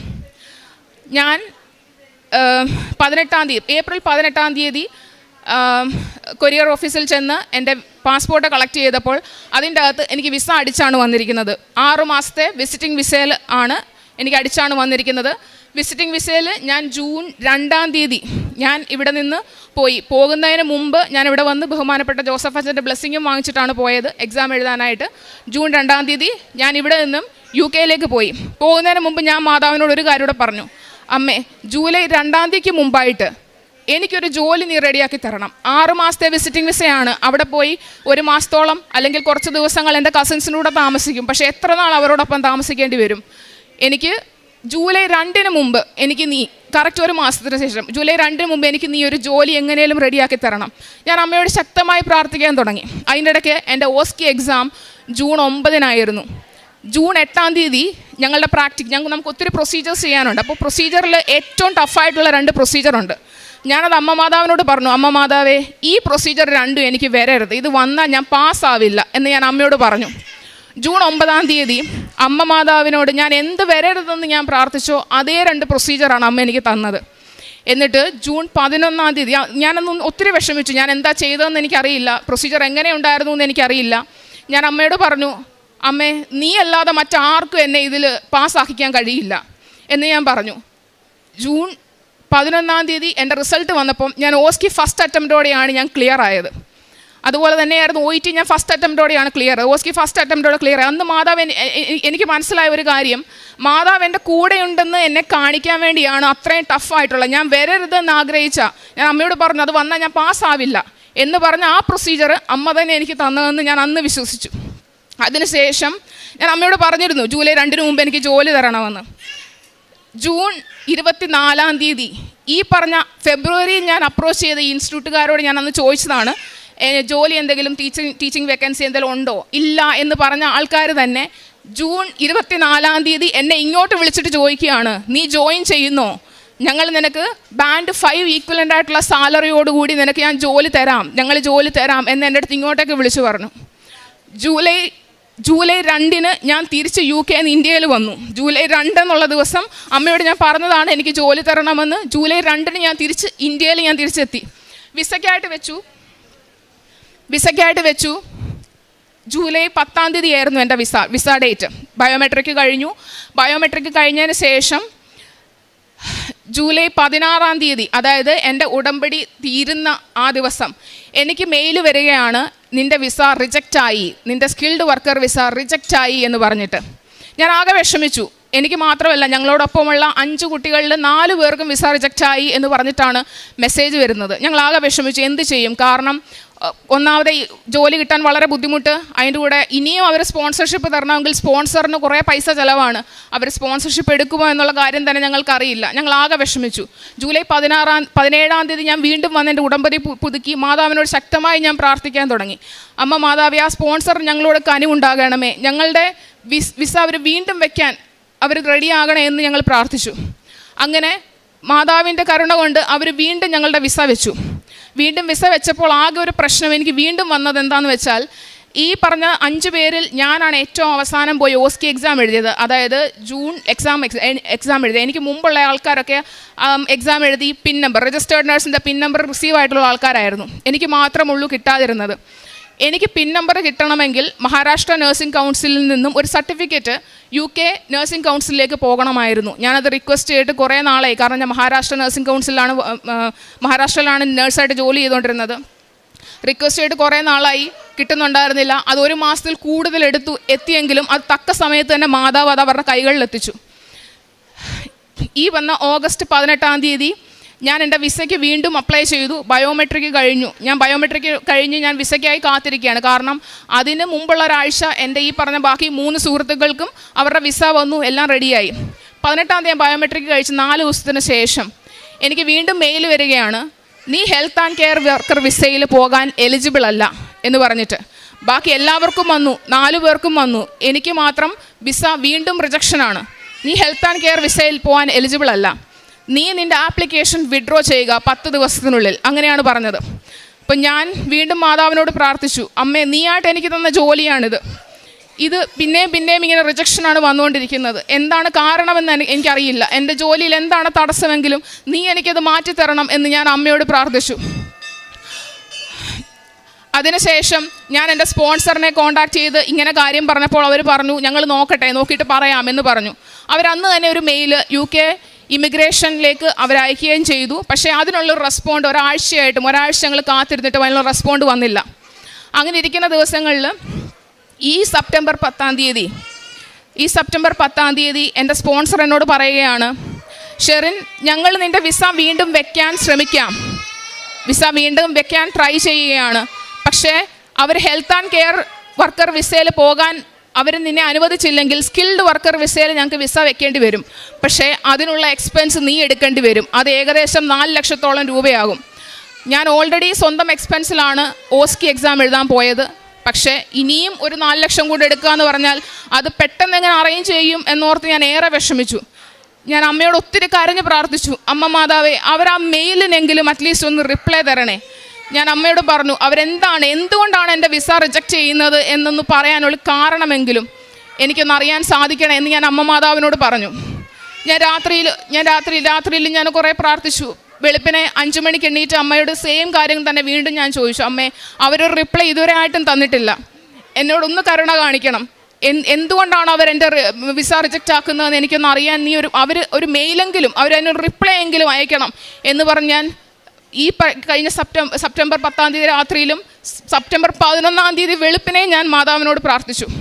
ഏകദേശം ഒരു 7:30 ആയപ്പോൾ ഞാൻ എൻ്റെ ഫോൺ ഓണാക്കി എൻ്റെ മെയിൽ ചെക്ക് ചെയ്യുമ്പം എൻ്റെ റിജക്റ്റ് ആയിപ്പോയ വിസ സക്സസ് എന്നുള്ള രീതിയിലാണ് എനിക്ക് മെയിൽ വന്നിരിക്കുന്നത്. അത് അമ്മ മാതാവിൻ്റെ അത്ഭുതമല്ലാതെ മറ്റൊന്നുമല്ല. അവിടെ അങ്ങനെ നടക്കുമോ എന്ന് പോലും എനിക്കറിയില്ല. റിജക്റ്റ് ആയ വിസ അവർ വീണ്ടും എടുത്ത് പരിശോധിച്ച് എനിക്കത് സക്സസ് ആക്കിയാണ് തന്നിരിക്കുന്നത്. ഈ സെപ്റ്റംബർ 11-ാം തീയതി, ഈ കഴിഞ്ഞ 2 ദിവസം മുമ്പ് എനിക്ക് അങ്ങനെയാണ് വന്നിരിക്കുന്നത്. അത് അമ്മയുടെ അത്ഭുതമല്ലാതെ മറ്റൊന്നുമില്ല. ഞാൻ എല്ലാവരോടും പറഞ്ഞു, ഇത് അമ്മ മാതാവിൻ്റെ അത്ഭുതം മാത്രമാണ്, അല്ലാതെ ഒരു മനുഷ്യനാൽ സാധ്യമായ ഒരു കാര്യമല്ലിത്. അപ്പം അതിൻ്റെ ഇടയ്ക്ക് വിസ വെച്ച സമയത്ത് തന്നെ അവർ ഓൾറെഡി സെപ്റ്റംബർ 14-ാം തീയതിക്ക് ഞങ്ങൾക്ക് 5 പേർക്കും പോകാനുള്ള ഫ്ലൈറ്റ് ടിക്കറ്റും ബുക്ക് ചെയ്തിട്ടിരുന്നിരുന്നു. അപ്പോഴാണ് എൻ്റെ ഈ വിസ റിജക്ഷനും വിസ വിഡ്രോവൽ കാര്യങ്ങളൊക്കെ വരുന്നത്. അപ്പോൾ അവരെൻ്റെ അടുത്ത് പറഞ്ഞു, ഞങ്ങൾ നിൻ്റെ ടിക്കറ്റ് ക്യാൻസൽ ചെയ്തിട്ടില്ല ഷെറിൻ, നിനക്ക് 14-ാം തീയതി തന്നെ കയറിപ്പോകാം അവരോടൊപ്പം. ഞാൻ ഇന്നീ നിമിഷം ഇവിടെ നിൽക്കുന്നത് എൻ്റെ സക്സസ് ആയ വിസയും എൻ്റെ ടിക്കറ്റും കൊണ്ടാണ്. ഞാൻ നാളെ വെളുപ്പിനെ 7:50 ഫ്ലൈറ്റിന് ഇവിടുന്ന് UK പോവുകയാണ്, സ്കിൽഡ് വർക്കർ വിസയായിട്ട് വിത്ത് 3 year സ്പോൺസർഷിപ്പ്. എനിക്കിതിൽ അമ്മയുടെ അത്ഭുതമല്ലാതെ മറ്റൊന്നും ഇതിൽ പറയാനില്ല. ഞാൻ ഇപ്പോഴും വിശ്വസിക്കുന്നു, അമ്മയല്ലാതെ മറ്റാരും എനിക്ക് തന്നിട്ടില്ല. ഇപ്പോഴും ഞാൻ അമ്മയോട് പറയുന്നൊരു കാര്യം, അമ്മേ, മറ്റൊരു ദേശത്തേക്കാണ് ഞാൻ പോകുന്നത്, എനിക്ക് അവിടെ എന്താണോ എങ്ങനെയാണെന്നോ ഒന്നും അറിയില്ല. നീ എൻ്റെ കൂടെ എവിടാണെങ്കിലും നീ വരണം, എന്നോടൊപ്പം ഉണ്ടാകണം. അമ്മ എന്നെ ഏൽപ്പിച്ച ജോലി അത് കൃത്യമായിട്ട് പാലിക്കാൻ എന്നെ നീ അനുഗ്രഹിക്കണം. അത് മാത്രമേ എനിക്കിപ്പോൾ അമ്മയോട് പറയാൻ പറ്റുള്ളൂ. കാരുണ്യ പ്രവൃത്തിയും പ്രേക്ഷിത പ്രവൃത്തിയും എന്നെ കൊണ്ട് കഴിയാവുന്ന രീതിയിൽ ആളുകളെ പൈസയും കൊണ്ട് ഞാൻ സഹായിക്കാറുണ്ട്. ഞാനും എൻ്റെ മമ്മിയും പല ആൾക്കാർക്കും ഭക്ഷണം ഉണ്ടാക്കി കൊടുക്കാറുണ്ട്. പിന്നെ പത്രം ഞങ്ങൾ എല്ലാ മാസവും ഇവിടെ വരാറുണ്ട്. എല്ലാ മാസവും വന്ന് ഞങ്ങൾ ഇവിടെ ആൾക്കാർക്ക് വിതരണം ചെയ്യാറുണ്ട്. വിതരണം ചെയ്യുന്നതിന് മുമ്പ് ഞാൻ പ്രാർത്ഥിക്കാറുണ്ട്, അമ്മ മാതാവേ, ഇത് അർഹതപ്പെട്ടവരുടെ കൈകളിലെത്തിക്കണം, അവർക്ക് ഈ പത്രവും കൊണ്ട് നിന്നെ അറിയാൻ സാധിക്കണം, അവരിവിടെ വരണം, അവരുടെ പ്രശ്നങ്ങളെല്ലാം പരിഹരിക്കാൻ ഇതുകൊണ്ട് സാധിക്കണം എന്ന് വിചാരിച്ച് പ്രാർത്ഥിച്ചിട്ടാണ് ഞാൻ എല്ലാവർക്കും പത്രം വിതരണം ചെയ്യുന്നത്. ഞാൻ പിന്നെ OIT ശരിക്കും പറഞ്ഞാൽ OIT ഫസ്റ്റ് അറ്റംപ്റ്റോടെ പാസ്സായതിനു ശേഷമാണ് ശരിക്കും OIT എന്താണ് തന്നെ ഞാൻ മനസ്സിലാക്കി തുടങ്ങിയത്. അതിനുശേഷം ടെമ്പററി ആയിട്ട് എനിക്കൊരു പാർട്ട് ടൈമായിട്ട് OIT കോച്ചിങ് സെൻറ്ററിൽ ടീച്ചറായിട്ട് ജോലി കിട്ടിയെങ്കിലും പല സ്റ്റുഡൻസിനെ ഞാൻ ഫ്രീ ആയിട്ട് OIT പഠിപ്പിക്കാറുണ്ടായിരുന്നു. അങ്ങനെ ഞാൻ ചെയ്യാറുണ്ടായിരുന്നു. അതിനൊക്കെ അവസരം തന്ന അമ്മ മാതാവിനോടും തിരുക്കുമാരോടും ഇന്ന് നിമിഷം ഞാൻ കോടാനുകോടി നന്ദി പറയുകയാണ്. ഉടമ്പടി എടുത്തിട്ടുള്ള മാറ്റം ജീവിതത്തിൽ ഞാൻ വളരെ ഷോർട്ട് ടെമ്പേർഡായിരുന്നു. ആക്ച്വലി എന്ത് കിട്ടിയാലും ആദ്യം പെട്ടെന്ന് ദേഷ്യപ്പെടും, എന്താ പറയുക, അങ്ങനെ പെട്ടെന്ന് ആരെയും പരിഗണിക്കാത്തൊരു വ്യക്തിയായിരുന്നു ഞാൻ. പക്ഷേ ക്ഷമ എന്താണെന്നും വിശ്വാസം എന്താണെന്നും ദൈവത്തോടുള്ള വിശ്വാസം എന്താണെന്നും പ്രാർത്ഥന എന്താണെന്നും ഞാൻ മനസ്സിലാക്കിയത് ഉടമ്പടിക്ക് ശേഷമാണ്. ക്രിസ്ത്യാനിയായിട്ട് 35 വർഷം ജീവിച്ചിട്ടും ശരിക്കും ഉടമ്പടിക്ക് ശേഷമാണ് ഞാൻ ദൈവത്തോട് കൂടുതൽ അടുക്കുന്നത്. അമ്മ മാതാവിന് ഈശോയ്ക്കും കോടാനുകോടി നന്ദി. ഞാൻ ശരിക്കും ജൂലൈ മുതൽ ഞാൻ പ്രിപ്പയർ ചെയ്യുക ഇവിടെ വന്ന് ഇങ്ങനെ സാക്ഷ്യം പറയണമെന്ന്. അപ്പോൾ ഓരോ തവണ അത് നടക്കാതെ വരുമ്പോഴും ഞാൻ അമ്മയോട് പറയും, അമ്മേ, നീ എനിക്ക് ഇന്നും സാക്ഷ്യം പറയാനുള്ള അവസരം തന്നില്ല. പക്ഷേ ഈ അവസാന നിമിഷം അമ്മ എനിക്ക് ഇങ്ങനെ അത്ഭുതത്തോടെ സാക്ഷ്യം പറയാൻ എനിക്ക് അവസരം തരുമെന്ന് ഞാൻ ഒട്ടും പ്രതീക്ഷിച്ചില്ല. ഞാൻ ആളുകളോട് പറഞ്ഞു, ഞാൻ അമ്മ മാതാവിനോട് പറഞ്ഞു, എനിക്ക് വിസ വരുമ്പോൾ എനിക്ക് പറയാൻ പറ്റണം, ഇതെനിക്ക് അമ്മ തന്ന വിസയാണ്, അമ്മ തന്ന ജോലിയിലാണ് ഞാൻ പോകുന്നത്. അതുപോലെ തന്നെയാണ് എൻ്റെ ലൈഫിൽ നടന്നത്. വെറും 5 മാസത്തിനുള്ളിലാണ് അമ്മ എൻ്റെ പ്രശ്നങ്ങളെല്ലാം പരിഹരിച്ച് എനിക്കൊരു വഴി അമ്മ എനിക്കൊരുക്കി തന്നത്.